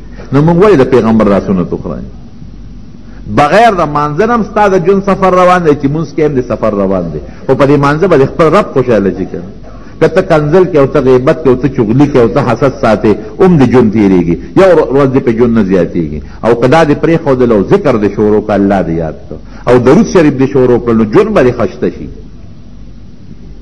هغه ژوند دې الله زموږ نصیب کړي کوم چې د حضور پاک د تابعدارۍ ژوند هغه ژوند او هغه نوم چې د نبي علیه السلام سره کوم الله د هغه د ملګرو کتاب دی چې په هغې کې زموږ نوم درج شي دا به هله کېږي چې زموږ د حضور پاک تابعداري نصیب شي ظلم نه کوو زیاتې نه کوو مخلوق خدا ته ضرر نه رسوو ګاونډي ته ضرر نه رسوي ماشوم د مشر قدر کوي مشر د کشر په سر لاس راکاږي د یو بل لحاظ ساتي د علماو قدر د جومات قدر د قرآن شریف قدر د نیکانو قدر عزت د یو بل حق او یو بل نغلا حق پردی نیول دا ګناه ده یو بل نغلا کول دا ګناه ده بل ته ضرر رسول دا دا ټول د حضور پاک د دې څیزونو نه منع کړه دغه کارونه بازي کړي نو د سیرت بیانولو نو مقصد دا دی دعا وکړئ چې الله تعالی په موږ رحم وکړي خدای زموږ د نبي علیه السلام سوچه تابعداري نصیب کړي او الله تعالی موږ د نبي علیه السلام په مخ کې د قیامت پر ورځ رسوا نه کړي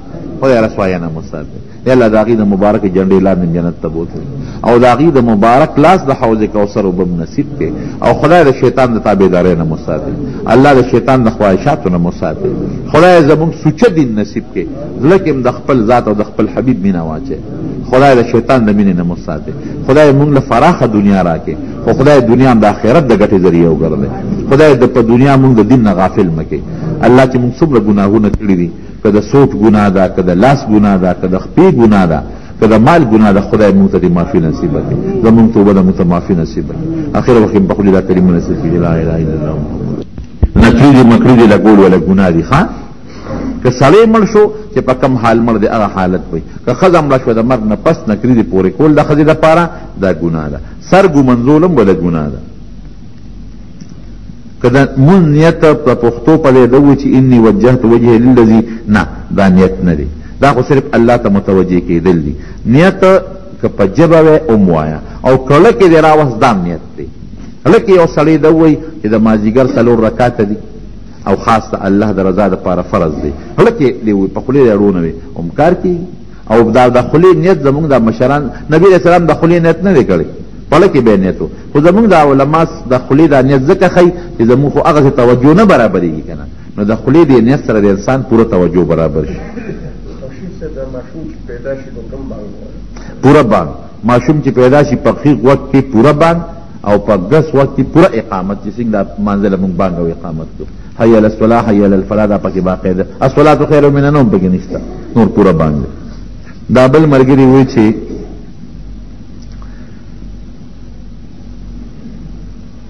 واجباتو کې راځي چې د فرض منځونو لومبي 2 رکعاته د قرات لپاره مقررول واجب دي یعنی لومبو 2 رکعاتونو کې به قرائت وي دا مطلب دی اروستی 2 تش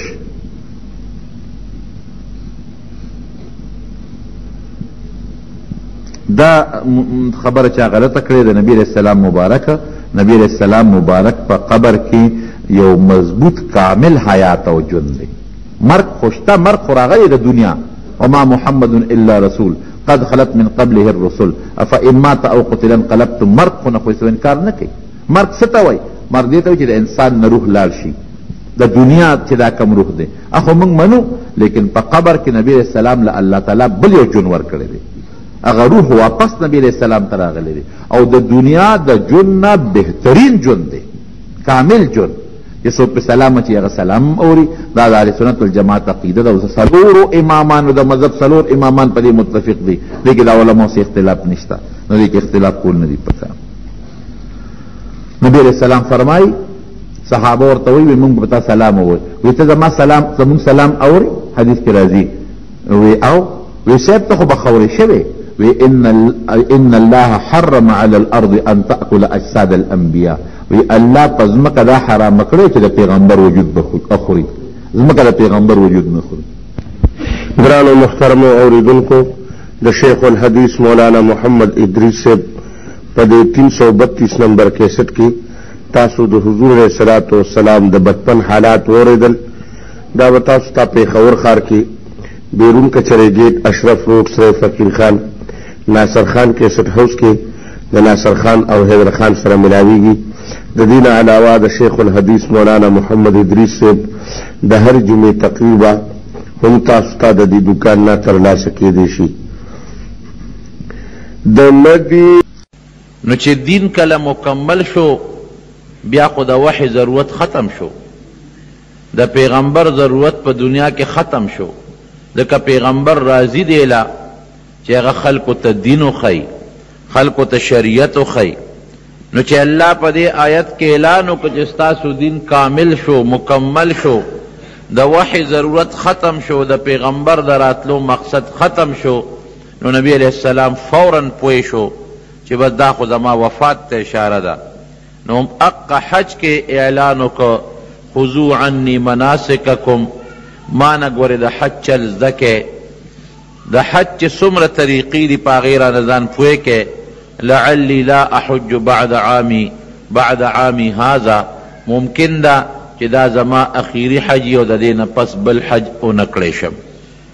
او صحابو ته اعلان هم وکړه چې ممکن ده په دې مقام باندې په دومره لویه ډله کې زما او ستاسو بیا ملاقات ونشي. نو د حج متعلق چې څه طریقې دي او څه چلونه دي په هغې مانه ځان پوه کې. کم چې د نبی علیہ السلام سره نږدې صحابه هغې هم پوه شو چې د نبی علیہ السلام د خولې مبارکې نه د الفاظ ووتل او دا آیت نازل شو. معلومیږي دا چې الله پاک نور د نبی علیہ السلام د وجود مبارک په دنیا کې ضرورت نه لري او ان قریب دی چې ځان ته بلی. بیا د حج نه پس چې نبی علیہ السلام مدینه منورې ته راته، نو لاره کې یو مقام کې حضرت علی صاحب راغی او شکایت یې وکړ. وی صاحب دا بعض خلک ما ته ښه نظر نه کوي. نو نبی علیہ السلام التم یو اعلان وکړ او د علی صاحب په حق کې ډېر ښکلی تقریر وکړ چې دا زما اهل بیت دي او چې څوک زما اهل بیتو سره مینه کوي مینه به ما سره وي، او که څوک زما اهل بیتو سره بغض کوي بغض یې ما سره دی. او هلته هم د اعلان وکړ چې ای خلکه خبردار شئ، ممکن ده چې د دې نه پس زما او ستاسو ملاقات ونشي، زما روزې په دنیا کې لږې دي، ممکن ده چې زه د الله طرف ته لاړ شم. بیا چې کله مدینې منورې ته راورسېده نو سوره نصر نازل شو. اذا جاء نصر الله والفتح ورأيت الناس يدخلون في دين الله افواجا فسبح بحمد ربك واستغفره انه كان توابا. دا صورت چې نازل شو نبی علیہ السلام هم پوه شو او نور صحابه کرام هم په دې پوه شو چې باس د نبی علیہ السلام وفات تر ورځې نږدې دی. ځکه الله فرمایي چې ما تا سره امدادونه وکړل په جهادونو کې، خصوصا د مکې مکرمې عظیمه فتح وشوه، امدادونه مې وکړل او مکه مکرمې مې درته فتح کړه. اوس با او داسې حالت مې راوسته چې خلق نه ډلې ډلې په ایمان کې داخل کړل. ورأیت الناس یدخلون فی دین الله افواجا. جهادونه مې در باندې ختم کړم چې غټ کلي په قبضه کې رالل او ډلې ډلې خلق ته په خپلو سترګو مبارک ویني چې په اسلام کې داخلېږي. اسلام هم مکمل شو. نو فسبح بحمد ربک واستغفره انه کان توابا. باس اس ورځې په خپل کور کې جماعت کې کینا دا الله تسبیح وایا او دا الله حمد وایا. دین هم نبی علیہ السلام پوه شو چې الله پاک واغه خپله غټه ذمہداري چې ما ته به کله وی خلقو ته دعوت ورکا، کله به وی جهاد لاړ شه، کله به وی حج لاړ شه، کله به وی هغه سفر وکا، دا سفر وکا، کافرو سره جهاد وکا. اوس راته وی دلته کښېنه او تسبیح وایا ځکه دین مکمل شو، شریعت مکمل شو. معلومیږي دا چې زما د پیغمبر نور ضرورت په دنیا کې نشتا. حضرت عمر فاروق رضی اللہ عنہ بخاری شریف کی حدیث تے حضرت ابن عباس دا کشرو پا صحابو کے دی بیزان سرکے نو او نور بس پینگیری مشران صحابہ ناستو. ناغس مشرانو یوزل دا سوالو کا وی سیب دا خود منگ دا نوسیو دا بچی پا زیدے تا دی منگ سر یوزے پا مجلس کے کینے اگوی او بالکل وی دی زکا تاسو سره کینوم چې دل الله ډېر لوی علم او پوهه ورکړې ده. نو ابن عباس وی یو ځل یې زه وغوښتم او هغه سپینګیري مشران صحابه کرام ناستو. وی د پوه شوم چې زما د علم ښکاروالی کوي، علم مې ښکاره کوي دوی ته چې د هغوی تراس ختم شي. وی ما ته وی چې دا اذا جاء نصر الله والفتح د دې صورت متعلقه ټولو صحابو ته وی دې څه مطلب دی، دا پس حکمت اللہ نازل کرے دے. وی صحابہ ہوئی کہ دیکھے خو دا امداد دا نبی علیہ السلام تے اشارہ دا، دا مکی مکرم فتح تے اشارہ دا. او زمونگنا اللہ دا مطالبہ کی دا پیغمبر علیہ السلام پا جب چی دا اللہ حمد و تسبیح وائے. وی ابن عباس استاس خیال دے وی ماوی چی دا دا پیغمبر علیہ السلام وفات و نیٹے تے اشارہ دا، دا غی وفات تے اشارہ دا. وی ما اعلمو منها الا ما تعلم. ابن عباس چې سنگ په دې آیات ستا علم دی دقه به تمام علم دی چې دې کې د پیغمبر علیه السلام وفات ته اشاره ده. نو د نبی علیه السلام د وفات نښې نښانې لکه ما وی د پیدایش نښې ښکاره کېدې، دارنګې د وفات نښې ښکاره کېدې. یو موقع کې حضرت فاطمه رضی الله تعالی عنها راوغوښته، ورته وی بچې ممکن ده چې زما نیټه نږدې وي. بابا هغه څنګه؟ وی نور کله به جبریل علیه السلام په رمضان کې راته او یو ځل مې ما ته قرآن شریف اورو او دې ځل ما ته دوه ځله واورو. معلومیږي دا چې دا زما آخري رمضان دی. او حضرت عائشہ صدیقہ رضی اللہ عنہ فرمائی چې نور کله به 10 ورځې په رمضان کې اعتکاف کو او په اخیری کال شل شپې په رمضان کې اعتکاف وکړو. مقبرې ته تلو د مدینې منورې په دې اخیری ورځو کې به مقبرې ته نبی علیہ السلام ډېر ته بار بار به مقبرې ته تلو نبی علیہ السلام. او احد ته لاړ. د احد چې څومره شهدا دي هغه شهداو له لاړ او په هغې شهداو یې تقریبا وایه چې 8 کاله 8.5 کاله پس جنازه وکړه. په هغه شهداو په قبرونو باندې جنازه وکړه نبی علیہ السلام. او داسې طریقه باندې د هغه شهداو نه را رخصت شو. امام بخاری حدیث نقل کوي لکه سړی چې د جمدو نه رخصت اخلي داسې د هغه مړو نه رخصت اخیسته. او بیا نبی علیہ السلام په منبر کېناسته او اعلان یې وکړ وی زه ستاسو نه مخکې روان یم او تاسو فکر مه کوئ د قیامت په ورځ به د الله په دربار کې ستاسو دپاره ګوی ورکوم. دا یو ډېره لویه خبره ده. او زه تاسو له دې لزم چې د حوض کوثر د اوبو تیارې درله وکم او زما او ستاسو د ملاقات ځای به حوض کوثري. دا اعلان وکړ نبی علیہ السلام. ګوره دا ټولې نښې نښانې دي چې ښکاره کېږي. منبر باندې په جمعه کې تقریر وکړ وی یو بنده له الله اختیار ورکو د دنیا او د آخرت په منځ کې چې دنیا دې خوښه ده او که آخرت دې خوښ دی، نو هغه بنده ځان یاد نه کړه چې ما له اختیار راکړه، یو بنده یاد کړه. هغې بنده له چې الله اختیار ورکړه چې دنیا دې خوښه ده او که آخرت له تلل دې خوښ دی، نو هغه بنده آخرت خوښ که دنیا خوښه نه کړه. حضرت ابوبکر صدیق په چغو چغو په جړا شو. صحابه کرام وی مونږ وی چې دا بوډا ولې جاړي ابوبکر؟ نبی علیہ السلام خو یو بنده یاد که ځان خو نه دی یاد کړی، د یو بنده نه قصه وکړه چې یو بنده له اختیار ورکړه، هغه آخرت خوښ که او دنیا خوښه نه کړه. وی وروستو پوه شو چې ابوبکر په مونږ کې پوه او مونږ نو پوه. دا نبی علیہ السلام د دې بنده نه ځان مراد کو، ځان یې یادو چې ګنې ما ته اختیار میلو شو او ما آخرت واغېشته او دنیا مې غوره نه کړله. عائشہ صدیقه رضی اللہ عنہ فرمائی چې قبرستان ته تللی او د بقی واپس راغی. د چهارشنبې ورځ وه، د سفر د میاشتې، د دې نه مخکې چې کومه میاشت ده د هغې د چهارشنبې ورځ وه. وی چې راغې زما سر خوږېده، وی ما وی چې وا رأساه، عرب وی لکه مونږ وایو سر مې مات شو، سر مې خوږېږي. عرب وی وا رأساه، سر مې خوږېږي، سر مې مات شو. نبی علیہ السلام ورته وی عائشې ولې؟ وی د الله رسول ډېر زیات مې سر خوږېږي. نو پیغمبر علیہ السلام خوشطبع او خوشطبي به کوله. د هغې مزاج عجیبه غوندې و، داسې تنګ او تروش مزاج د نبی علیہ السلام نو. هر چا سره به خوشطبیعتي کوله، خندا به کوله، دا قهقهې به یې نه کولې، دا غټه خندا چې وي چغې پکې وي، خو خندا به یې کوله. یو صحابي فرمایي وی مونږ سره به د جاهلیت د زمانې خبرې کولې، د اسلام نه مخکې مونږ هم دا خبرې کولې. وی مونږ به هم خندل او نبی علیہ السلام مبارک به هم را سره خندل. نو عائشې بیبي سره یو خندل، ورته وی عائشې ولې خفه کېږې؟ که دا سر د پریشا مات شو او مړه شوې، د دې نه مړه شوې، نو زه به د جنازه وکړم، کفن به دله درکم، په خپل لاس به د قبر ته ښکته کم. دا خو تا دپاره ښه خبره ده.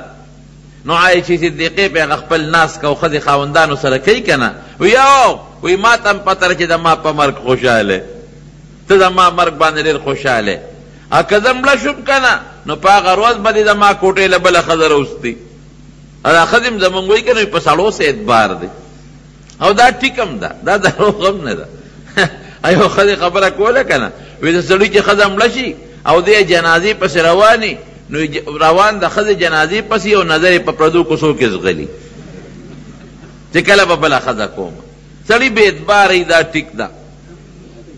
بهر کیف خبره داسې ده چې دا یو خوشطبیعتي وکړه نبی علیہ السلام مبارک سره. نو عایشې صدیقې په نازک وو، که زه مړه شوم ته د ما په مرګ خوشحاله، نو پاک قروت به د ما کوټې له بله ښځه راوستي، بله ناوې به دې راوستي.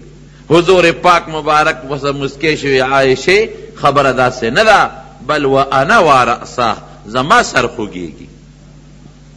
ګوره بنیادي خبره یې وکړه، ستا سر خو به ښه شي، جوړه به شي، او زما دا سر خوږېدل ممکن نه دي چې دته جوړ شم، دا زما د وفات ذریعه وګرځي. یو بیبي ناسته وه، وی د الله رسوله یو ښځه راغلې ده، اوس هم چې چاته څه تکلیف او درد ورسي، نو د نیکو خلکو د علماو سره لاړ شي، د مسئلې تپوس وکړي، هغه وله څه جواب ورکړي، د دین څه واقعه ورته بیان کړي، تسلي راشي. نو هغه ښځې بچې مړ شوی و، غمجنه وه. نو نبي علیہ السلام د راغلې وه چې څه تسلي به راکړي. وی دا یو ښځه د انصارو راغلې ده او یو بچی یې مړ شوی دی او ډېره غمجنه ده. حضور پاک مبارک وفرمایل د کمې ښځې چې 3 بچي مړه شي، یا د سړي مور او پلار، او دا انسانان مور او پلار پہ صبر وکي، الله به جنت ورکی.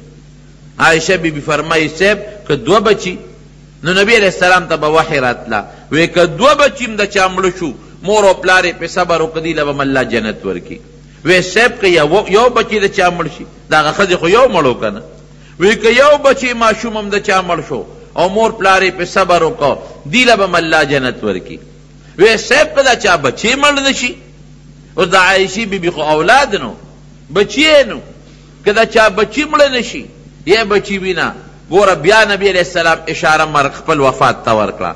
وی عایشې وی زما مرګ د ټولو مسلمانانو دپاره غم دی، زما دا غم دی ځان ته را مخکې کي د وفات، او پاغې دې صبر وکي الله به جنت ورکي.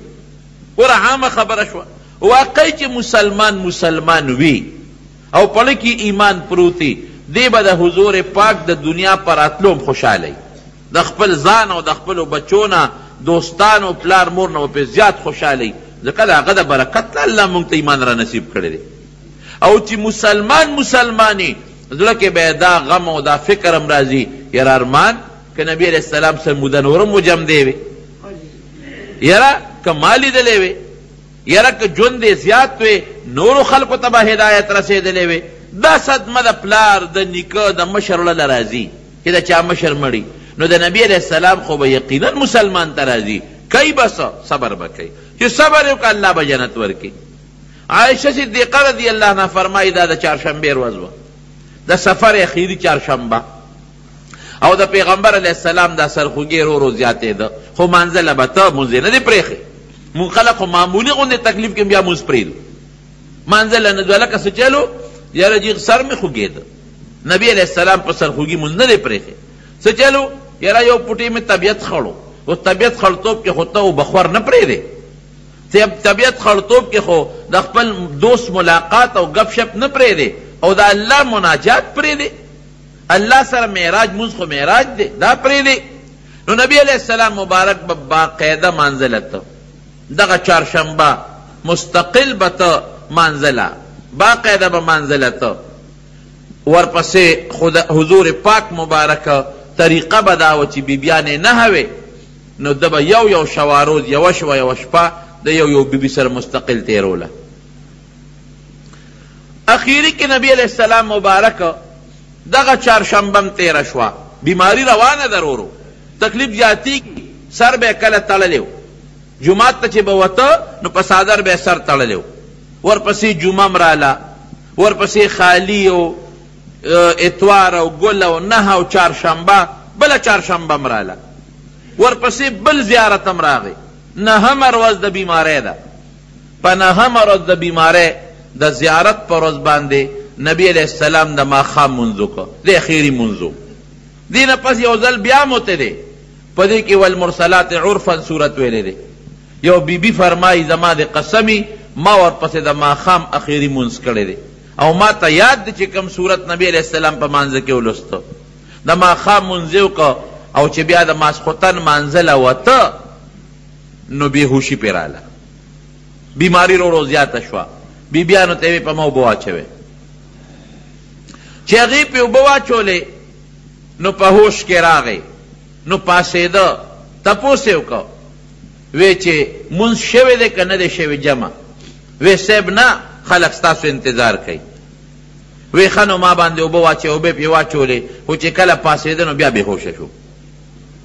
چې په هوش کې راغی نو بیا تپوس وکړه مونځ شوی دی که نه؟ لا هم ینتظرونکه، نه د الله رسول صحابه د انتظار کوي. وی ښه په ما بیا اوبه واچوې، بیا پې اوبه واچولې، نو چې بیا کله پاسېده بیا بېهوشه شو. چې هوش کې راغی بیا تپوس وکړه مونځ شوی دی که نه دی شوی؟ وی نه صاحب صحابه سته انتظار کوي، دا د ماسخوتن د مانځه انتظار و. وی ښه په ما اوبه واچوې، چې اوبې پې بیا واچولې او بیا کله پاسېده بیا بېهوشه شو. بیا چې کله هوش کې راغی بیا تپوس وکړه وی مونځ شوی دی که نه؟ وی صاحب صحابه د انتظار کوي. وی مرو ابا بکر فلیصلی بالناس، ابو بکر ته حکم وکړئ چې خلکو ته مونځ وکړي. نشم تللی، داسې حالت کې نشو مونځ له لا نړه چې بېهوشي پرې راتله. بیا درې ځله نیت وکړه چې پاسم، درې ځله نیت وکړه، خو د تلو نو پاسېدو نو. نو ابو بکر ته حکم وکړئ چې زما په ځای مونځ وکړي. عایشه صدیقه خو د ابو بکر صدیق لور وه، وی صاحب زما پلار ډېر نرم دله دی، ستا په مسله نشي ودرېدلی، جاړي جړا ورځي. نو عمر ته ووایه چې هغه ستا په ځای مونځ وکړي. نبی علیه السلام مبارک بیا ورته حکم وکړ، وی ابو بکر ته ووایه چې زما په مسله ودرېږي او مونځ وکړي. عایشه صدیقه ورته بیا وایي د الله رسوله زما پلار کمزوری دی، پړه نرم دی، جړا ورځي، ستا په مسله نشي ودرېدی. بیا نبی علیہ السلام فرمائی ابو بکر ته حکم وکړي، هغې حضرت حفصې ته ووی، دا د حضرت عمر لور وه، وی ته ورته ووایه. حفصه رضی الله عنها راغله، ورته وی چې ابوبکر ستا په مصلی نشي ودرېدی. نو عمر به دا منځو کې که نه یاره خو وي هغه ښځې یې چې یوسف علیه السلام ستاسو د لاسه جیل ته تللی دی، زما خبره نه منئ. د عایشې بیبي نه چا تپوس وکړه چې ته دومره ولې کلکې دی؟ وی زه په دې وجه کلکه شومه چې که نبي علیه السلام په جون زما پلار د هغه په مصلی ودرېږي نو سبا به خلک وایي چې د ابوبکر جوړ سپیرو چې څنګه د هغه په مصلی ودرېد نبي علیه السلام وفات شو، مې چې زما په پلار دا داغ را نشي، خلک به بیا زما پلار سره مینه نه کوي، محبت به نه کوي. او بل مړه کې دا سوچو چې که زما پلار په دې مصلی ودرېد نو دا خو خلافت دی، پته ولګېده چې د نبي علیه السلام نه پس به هغه سړی خلیفه وي چې دا په ژوند دی ودرېد، نو زما پلار د خلافت او د بادشاه بوج چته وړي چې دا خو ډېر ګران کار دی. وی ما ته څه پته لګېده چې څوک د پیغمبر علیه السلام په مصلی ودرېږي نو خلک به ورسره ډېره مینه کوي. واقعي خلکو د ابوبکر سره د هغې نه پس ډېره مینه شروع کړه چې دا خو د پیغمبر علیه السلام خوښو او د ځان په ځای په خپل جون په مصلی ودرو، نو که دې ورته نږدې نه وي او خوښ یې نو داسې به نبي علیه السلام نه وی کړی. بهر کې حضرت ابوبکر صدیق ته صحابه حکم وکړه چې نبی علیه السلام راوتی نشي او ته مهرباني وکړه په دا مصلی د پاسه مونځ وکړه. دا د زیارت د ورځ او د جمعې د شپې مونځ و چې نبی علیه السلام ونوتی شو او حضرت ابوبکر صدیق مانځه ته ورمخکې شو. دغه د زیارت خو اخري مونځ و، ورپسې جمعه ده، د جمعې 5 مونځونه هم حضرت ابوبکر صدیق وکړل. ورپسې د خالي ورځ ده، د خالي په ورځ د ماسپښین مانځه وتی دی، هغه په کوم کیفیت باندې وته تپوس یې وکړه مونځ شوی دی که نه دی شوی؟ وی نه صاحب لا نه دی شوی. وی ښه ما باندې اوبه واړوئ، د 7 مشکونو نه را باندې اوبه واړوئ، د هغې مشکونو نه واړوئ چې چا پکې ګوتې هم نه والې، اوبې پې واړولې. وی موچت کې ما جومات ته بوځئ، زه به مونځ هم وکړم او دې ملګرو ته به یو وصیت هم وکړم، ملګري مې یاد شوي دي. نو صحابه ونیوه، یو خوا حضرت عباس ترې دی هغه ولې اوږه ورکړه او بل خوا حضرت علی رضی الله عنه اوږه ورکړه. بخاري شریف کې حدیث دی خپه مبارکې په ځمکه لګولې نه شوه، نو دا مټه ګوته په ځمکه راښکې شوه. صحابه فرمایي وی د دې مټې ګوتې یې په ځمکه یو کرښه جوړه کړه، داسې طاقت پکې نو چې دا خپه په ځمکه ولګوي. نو دا مټه ګوته یې راښکې شوه، په ځمکه یو لویه کرښه جوړه کړه. دوی بوته په منبر د پاسه کېنو، مونځ یې وکړه او په داسې طریقې مونځ وکړه چې ابوبکر مونځ شروع کړی نو هغه رستو کېده. نو نبی علیه السلام ورته اشاره وکړي مه رستو کېږه. نو صحابه ورته چې ما خوا کې ورسره کېنوې.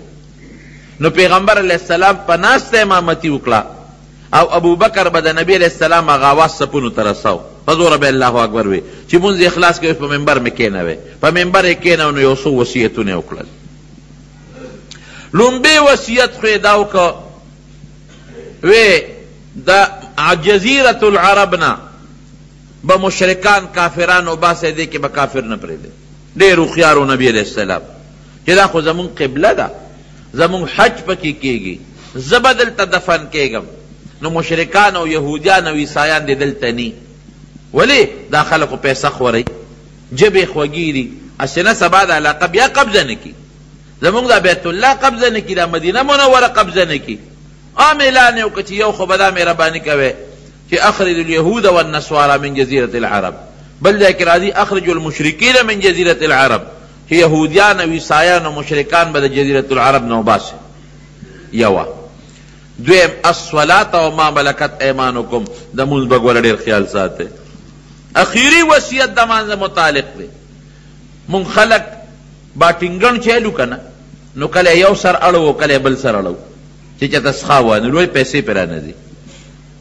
ټیپر چلو نو کله یو طرف ګورو کله بل طرف ګورو، ولې پیسې پرې رانځي. خو د مونځ مونږ خیال نه ساتو چې مونځ هم سم وکړو که غلطه م وکړو، رکوع هم سمه وکړه که غلطه م وکړه، قومه م وکړه که م ونه کړه، سجده م وکړه که م ونه کړه، او دا قرات هم څنګه وی پته هم نه لګي چې د امام په مانځه کې کم یو قرات وی.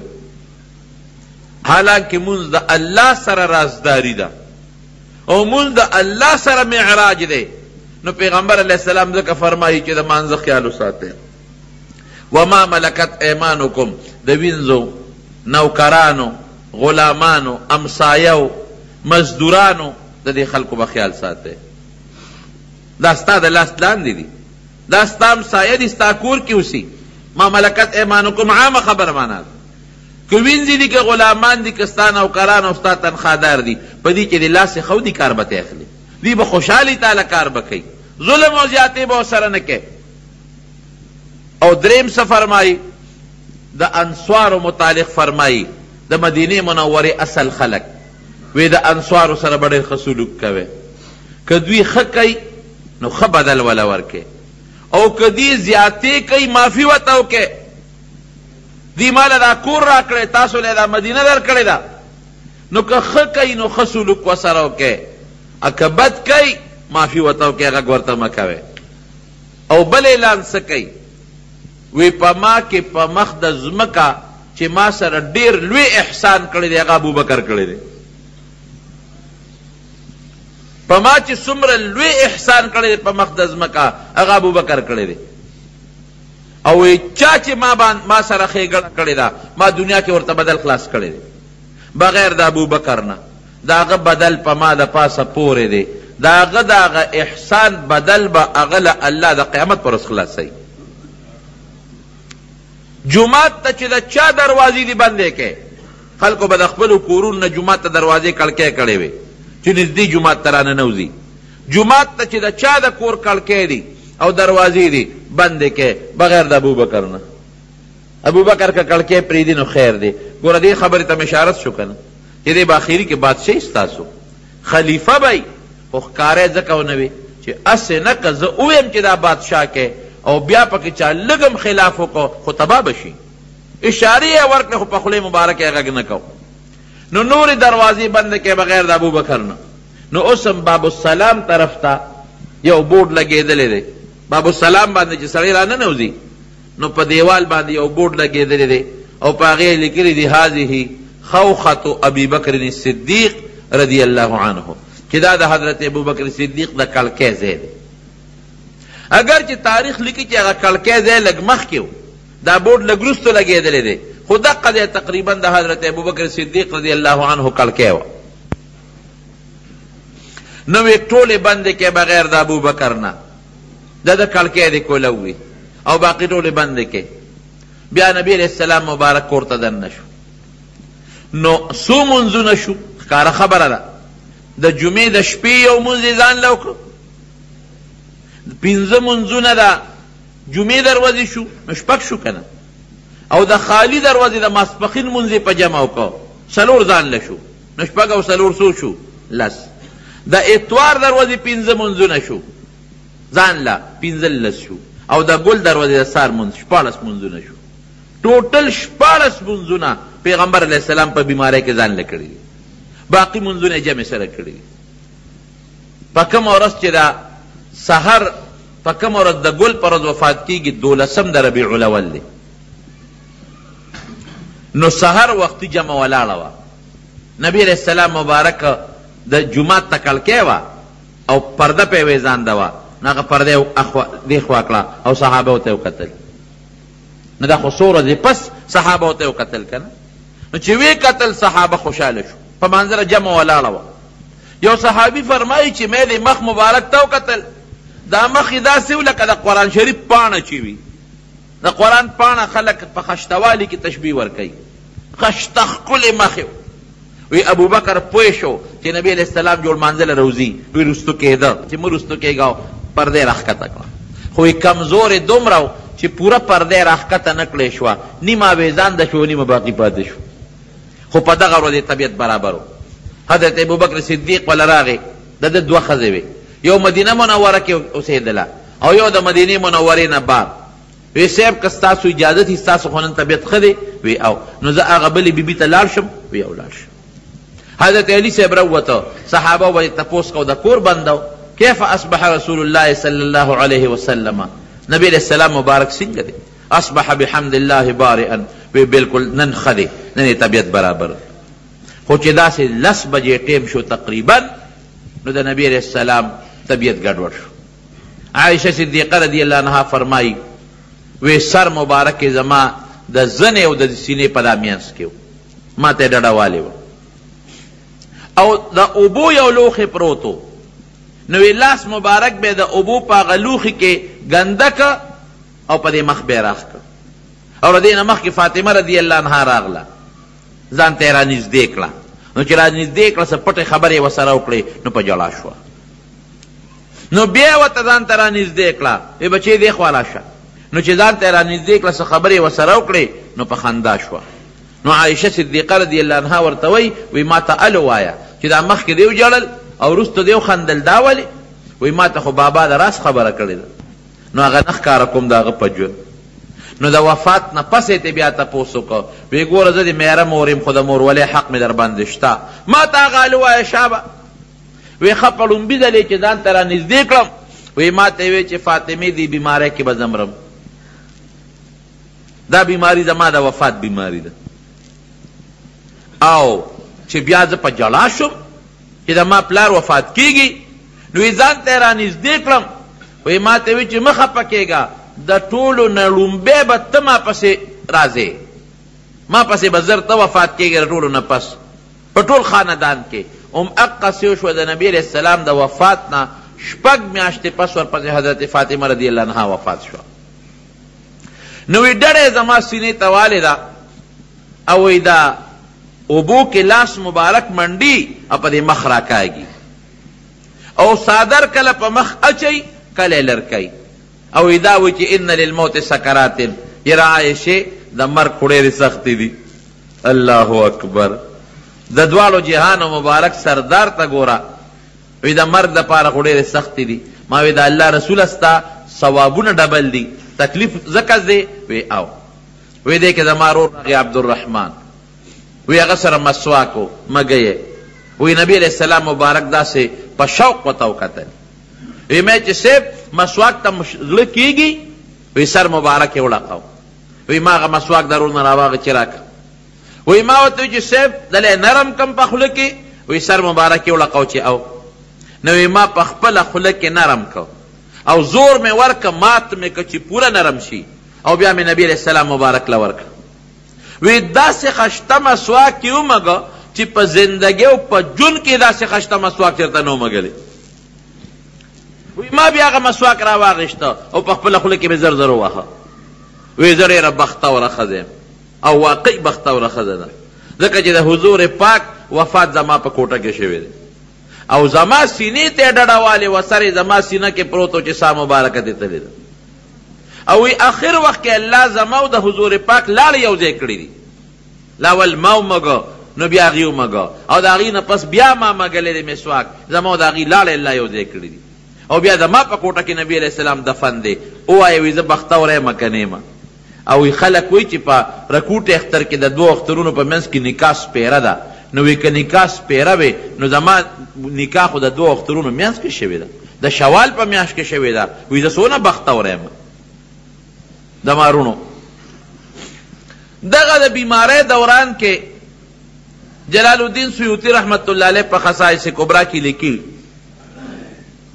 چې حضرت جبریل علیه السلام راغی او ورسره ملک الموت دی. نبی علیہ السلام نے اجازت وغوښته، د الله رسوله اجازت دی؟ او وی خدا ملک الموت راغلی دی او د سره په زرګاو فرشتي دي او یا زره فرشتو کې راغلی دی، اجازت غواړي. اجازت دی ورته راځي دی. اسرائیل علیہ السلام نو بعض علما لیکي چې کمې فرشتې د نبی علیہ السلام روح مبارک قبض کړی د هغه نوم اسماعیل و، د هغه فرشتې. نو وی دا په لومبي ځل اسمان ته راغی، د دې نه مخکې اسمان نه دی راکوز شوی، اجازت غواړي. وی اجازت دی. چې راغی هغه ملک الموت نبی علیہ السلام ته وی چې د الله رسوله ستا څنګه خوښه ده، خو الله را لېږلی یم، نو اوس دنیا کې پاته کېدل د خوښ دي که مرګ د خوښ دی؟ نبی علیہ السلام مبارک حضرت جبریل علیہ السلام ته وکتل د مشورې په بنیاد، هسې ورته وکتل، نور غږ یې ونه کړ چې خامخا یو انسان بل سره مشوره خو کوي که نه. فورا جبریل علیہ السلام ورته وایي چې د الله رسوله الله اختیار درکړه، خوښه ستا ده اوس، ځکه دې الله را لېږلی او تعالی اختیار درکوي، کله دنیا ژوند دې خوښ دی که مرګ دې خوښي خو الله ستا ملاقات ته ډېر شوق کې دی. اوس چې پیغمبر ته جبریل غوندې فرشته ده ووایي چې الله ستا د ملاقات په شوق کې دی، په دنیا به څه کوي؟ بیا دنیا کې بیا پاتې کېدی شي؟ وی امضل امریکا خپل کار د جاری کا. نو ملک الموت تسا مبارک را واغشته او د اخیری وخت کې جبریل علیه السلام ورته وایي چې زما ستا د وحی زما نن د اسمان نه د وحی اخیری راتلل دي. ګورې دې نه پس که د دنیا ته راځم وحی بان باس وحی به نه راوړم، دا زما اخیری راتلل د وحی دي. د الله طرف نه چې کم پیغام د پیغمبر له راوړم د هغې نن اختتام دی. دا هم ګورې د الله لوی نعمت بندېدل دي، وحی بندېدل. بهر کیف زما رونو عائشہ صدیقہ رضی اللہ عنہ فرمائی اگر مسواک مگا اوی اللہم الرفیق الاعلی، اے خدای ز اغا لوی مرگری غوارم وی ز پویشو ما چی اختیار ورطا ملو شو مونگ نغورکی و اللہ غورکی.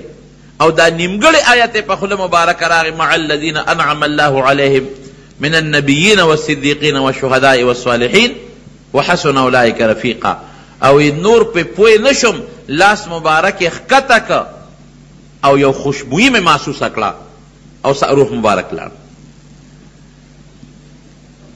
حیران نشم چې خدای اوشو سو اس خو ما سر خبری کولی، اس خو لگیا دی فرشتو سر خبری کئی، اس خو مسواک مگا او عائشی پہ دم اچاو وی چې کله به زمون کې څوک ناجوړه شو نو نبی علیہ السلام به دا قل اعوذ برب الفلق او قل اعوذ برب الناس وی دمول به وی په دې بیماری کې په ما دم واچو دا به ما وی خو ما وی چې لاس زمانه خو د نبی علیہ السلام لاس غوره دی نو ما به د پیغمبر علیہ السلام په لاس چوف کړي او دا غ لاس په پاغوي راخ کو.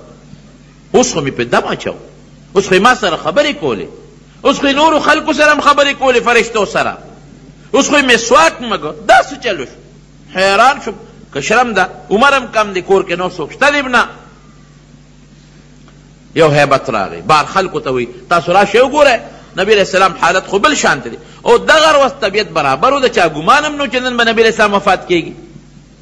خو چې صحابه او دا خبر واورېده بس حالت بدل شو. څوک یو دی حضرت عثمان رضی الله عنه غوندې شخصیت په جبه ګم شو ګم چې حضرت علی صاحب اورېده بې هوشه پرېوت. حضرت عمر غوندې سړی چې هغه څونه مضبوط او بهادر انسان دی د هغه دماغ و کار پرېښود. توره یې واغېشته او راغې په ممبر د پاسه کېناسته وی څه وایي خلک چې نبی علیہ السلام وفات دی؟ وی که د چا نه مې واورېدل چې په دا توره ورته سر وه. نبی علیہ السلام خو نه وفات کېږي، جمدی دی د الله ملاقات له تللی دی لکه څنګه چې موسی علیہ السلام کوهي تور ته تللی واپس به راځي. او چې څوک هم وایي چې نبی علیہ السلام وفات دی زما په دې توره به دې سر وایي. ګوره بلکل دماغ کار نه کوي، څوک غږ نه کوي. هلته ډله ناسته را جاړي، هلته ډله ناسته را جاړي، هلته ډله ناسته را جاړي. یو صحابي و چې مې واورېدل وی مې چې بس قیامت به لاسه ته وایي، دنیا روانه شوه.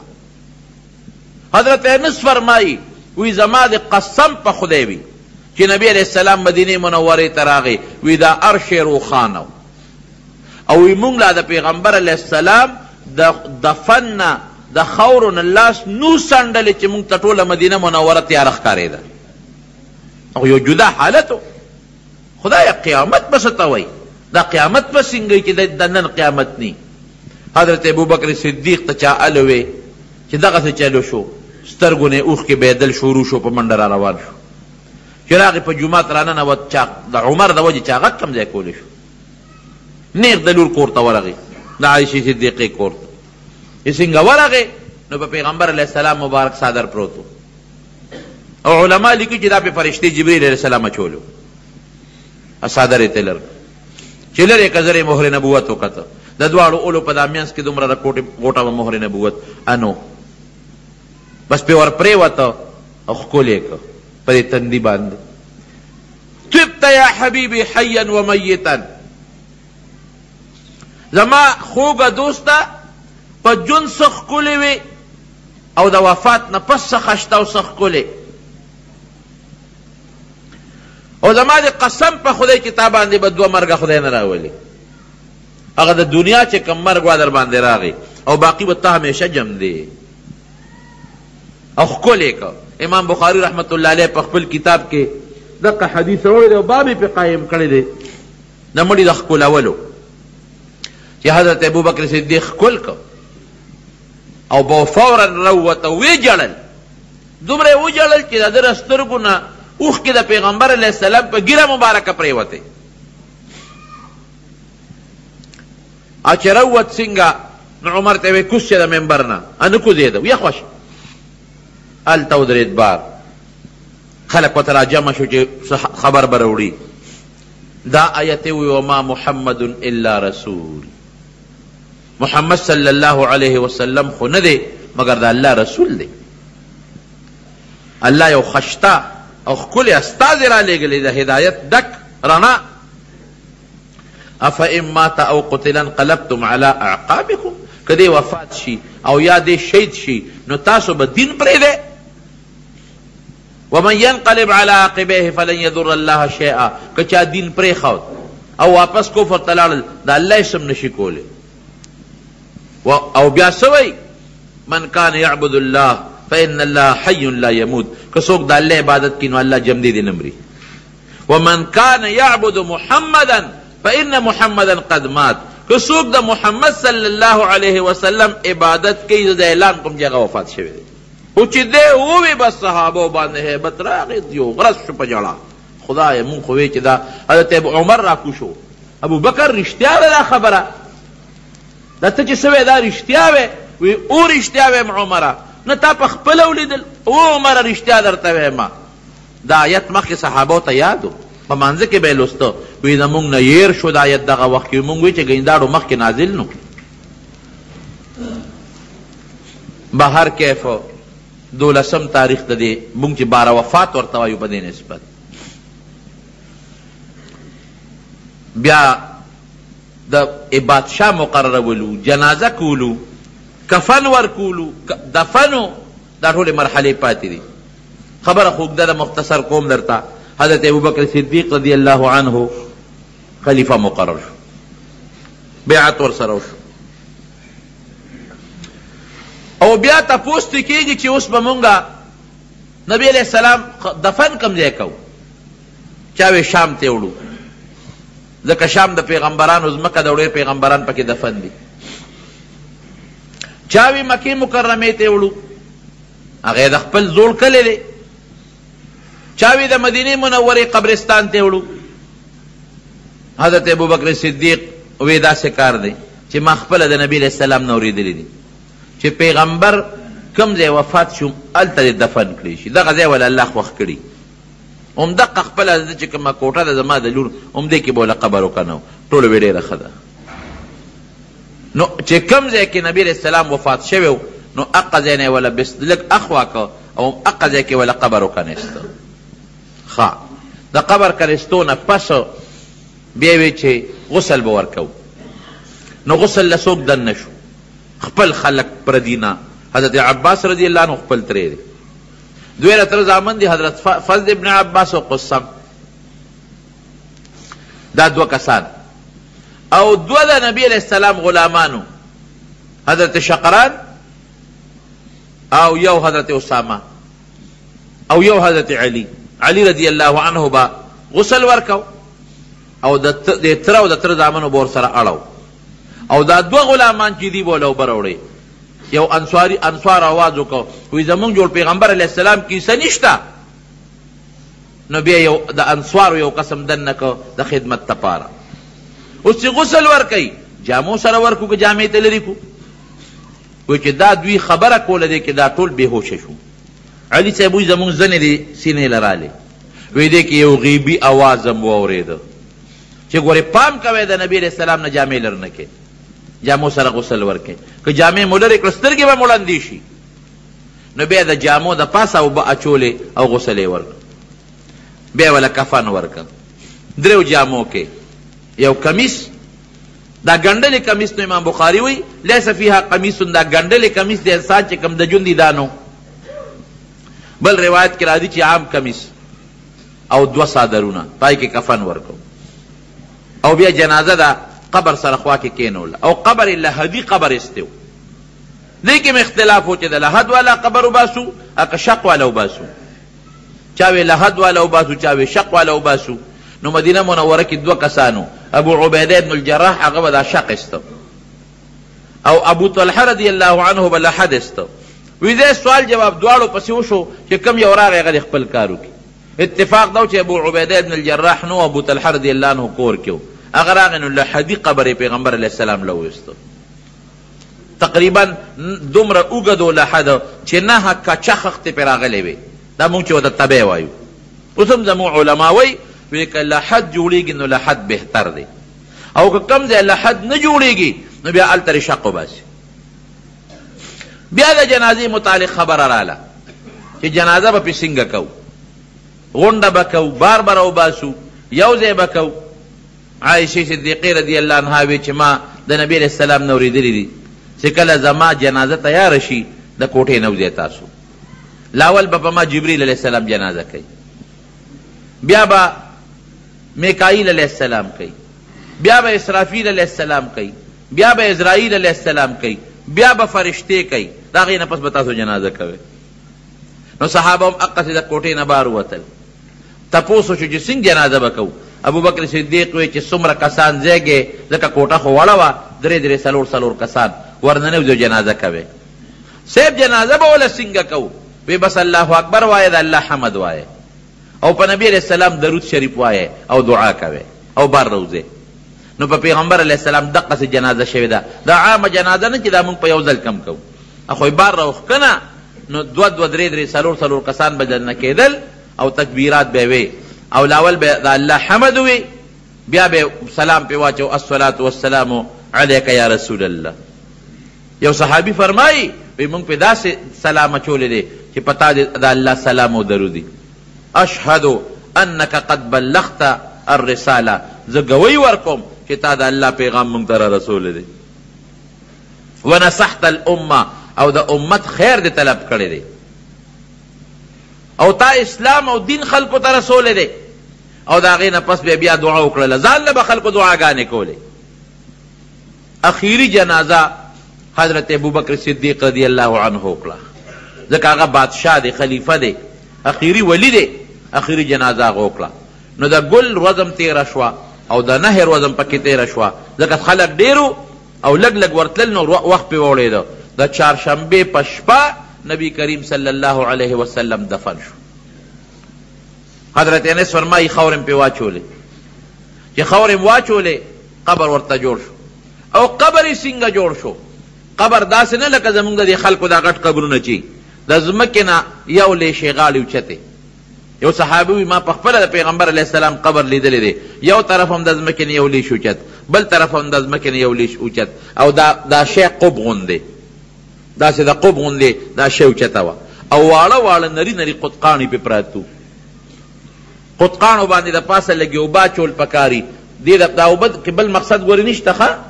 دا اوبه دا مطلب نه دی چې دا مړی تږی دی او د اوبه ور رسېږي. دا اوبه دې دپاره وي چې دا قطقاڼې او دا خاوره پې لږه کلکه شي. بهر کیف وی چې مونږ څنګه خاورې واړولې او قبر هم تیار که نو په لاره روانو چاریانې سسکورې د قبر سامان را سره نو فاطمه رضی الله عنها راته لار کې ولاړه. حضرت انس فرمایي وی مونږ خدا خیال نو وی ما ته وی انسه ډېر خوند دې درکړه چې د ما په پلارم خاورې واړولې. تاسو لا یا نه راتله. هغه دردمندي وه که نه. صبت علی مصائب لو انها صبت علی الایام سرن لیالیا. وی په ما داسې مصیبتونه را واوړېدل که دا مصیبتونه په دې ورځو را پروتې وې د ورځو رنګ به بدل و دا به تورې شوې وې، شپې به ترې جوړې شوې وې. زمارونو دا د حضور پاک مبارک وفات په دې میاشت کې. نو مسلمان له څه پکار دي؟ ما درته مخکې حدیث ووی چې د نبي علیه السلام د وفات غم ځان ته را مخکې کي، دی به پې صبر وکړي او دی به وایي انا لله و انا الیه راجعون. انک میت و انهم میتون افمت فهم الخالدون. دا د مسلمان دپاره یو لویه تسلي ده. که مسلمانانو کې د چا مړی شو څوک مړه شو نو دا دې ځان ته را مخکې چې الله نبي علیه السلام ته فرمایي انک میتون، ته به هم د دې دنیا نه سفر کې و انهم میتون. دا خلق به هم ځي افایم بت فهم الخالدون ستا غوند شخصیت بل دنیا نه سفرو کې د مرګ سکه براشي او بل بسوک مور روړې په دنیا کې همیشه جمع دی پاتې شي سوال نه پیدا کېږي مونږ به څه کوو مونږ خو د نبی علیہ السلام سیرت اورو بېشکه چې د سیرت وینا کې هم ثواب دی اورېدل هم ثواب دی د حضور پاک د تاریخ د پیدایش نه د اخلاقو نه د عقیدې نه د عمل نه ځان خبرول دی کې ثواب دی همدغه شریعت او دین دی خو یوازې وینا او اورېدلو خبره نه ده د هغې په شان عقیده پکار ده د هغې په شان عمل پکار دی د هغې په شان اخلاق پکار دی د هغې په شان گفتار خبره پکار ده د هغې په شان جون پکار دی چې مونږ تیر کو د هغې په شان طرز زندگی چې د هغوی څنګه زندگی وه که څوک وایي چې زما د حضور پاک سره مینه محبت دی د هغه شکل به یې خوښي د هغه عقیده به یې خوښي د هغه اخلاق به یې خوښي د هغې مبارک کردار به یې خوښي او که د یو سړي کردار د یو سړي خوی د یو سړي اخلاق د یو سړي عقیده د یو سړي عمل د یو سړي طرز زندگی د حضور پاک مبارک په شانتي نه او دې دعوه کوي دې رښتونې نه دی بیا نو الله یې زمونږ عقیده زمونږ عمل زمونږ وینا زمونږ گفتار زمونږ کردار او زمونږ د ژوند طریقې ټولې د رسول الله صلی الله علیه وسلم په شان کې دویم رونو دا دی د چا پلار چې مړ شي دی څه کوي دی یادوي که نه او د یادولو نه پس څه کوي خیرات ورپسې کوي د هغې ثواب ورته بخي 2 رکعاته نفل کوي د هغې ثواب ورته بخي نو دقه رنګې د نبي علیہ السلام مبارک هم دی د هغې یاد کېږي په درود شریف ډېر وایه یوه دویم خیرات صدقه کوئ او د هغې ثواب نبي علیہ السلام پسې بخئ 2 رکعاته مونځ نفل کوئ د هغې ثواب وربخئ د دې فایده تا ته در رسي لکه مثلا دې دیوال ته زه بیټري ووامه نو ما ته دیوال ته فایده نشته هغه عکس رڼا د ما په دې مخ راغورځېږي فایده یې ما ته ده دقه رنګې د نبي علیہ السلام مبارک درود شریف دی فایده یې ټوله مونږ ته رارسېږي او د خیرات او صدقې تخصیص په یو میاشت پورې نشته چې دې میاشت کې به کې او بل میاشت کې به نه کې او په یو خاص ورځ پورې هم نشته چې په دې ورځ کې به خیرات کې او په بله ورځ کې به نه کې نه یو ورځ خاصه نشته یو میاشت خاصه نشته هر وخت کې هر ورځ هر ځای په هره میاشت کې د نبي علیہ السلام متعلق صدقه کولی شي صدقه د الله په نوم به کې ثواب به هغه ته بخې خو چونکې دا میاشت د هغې د پیدایش د وفات ته په دغه نسبت خلکو ته لږ یاداشت زیات راشي نو ځکه دې میاشت کې خلک صدقې هم کوي مسلمانان او د نبي علیہ السلام متعلق د هغې ثواب بخي دا زمونږ دپاره ډېر لوی فخر دی او زمونږ دپاره ډېر لوی عزت دی او زمونږ دپاره د الله ډېر لوی احسان دی چې مونږ الله د نبی کریم صلی الله علیه وسلم غوندې پیغمبر امتیان پیدا کړي د هغه د امتیت ډېر لوی برکت دی او د هغه د پیغمبرۍ زمونږ دپاره ډېر لوی سعادت او ډېر برکت دی نو چې خدای پاک مونږ له ایمان راکړه اسلام یې راکړه او د هغه امتیان یې پیدا کړو نو پروردګار دې په حشر نشر کې زمونږ د نبی کریم صلی الله علیه وسلم ملګرتیا نصیب کړي د هغې د مبارک لاس د حوض کوثر اوبه دې الله زمونږ نصیب کړي الله زمونږ عقیده د هغې د عقیدې په شان کې زمونږ عمل د هغې د عمل په شان کې زمونږ اخلاق د هغې د اخلاقو په شان کې زمونږ اعمال د هغې د اعمالو په شانتې کې زمونږ د ښځو نرو زندګي د حضور پاک د مبارک زندګۍ په شانتې کې خدای مونږ د هغې مخکې د قیامت ورځ مختورن مکې او خدای د رسوایۍ نه مو ساتې او د هغې د مبارک لاس د حوض کوثر اوبه م نصیب کې او د هغې د مبارکې جنډې لاندې خدای زمونږ حشر او نشر نصیب کې که څوک بیماران یې الله شفا ورکړي که څوک قرضداران یې قرضونه اخلاص کې یو ملګري دی هغه څه دعا غوښتې ده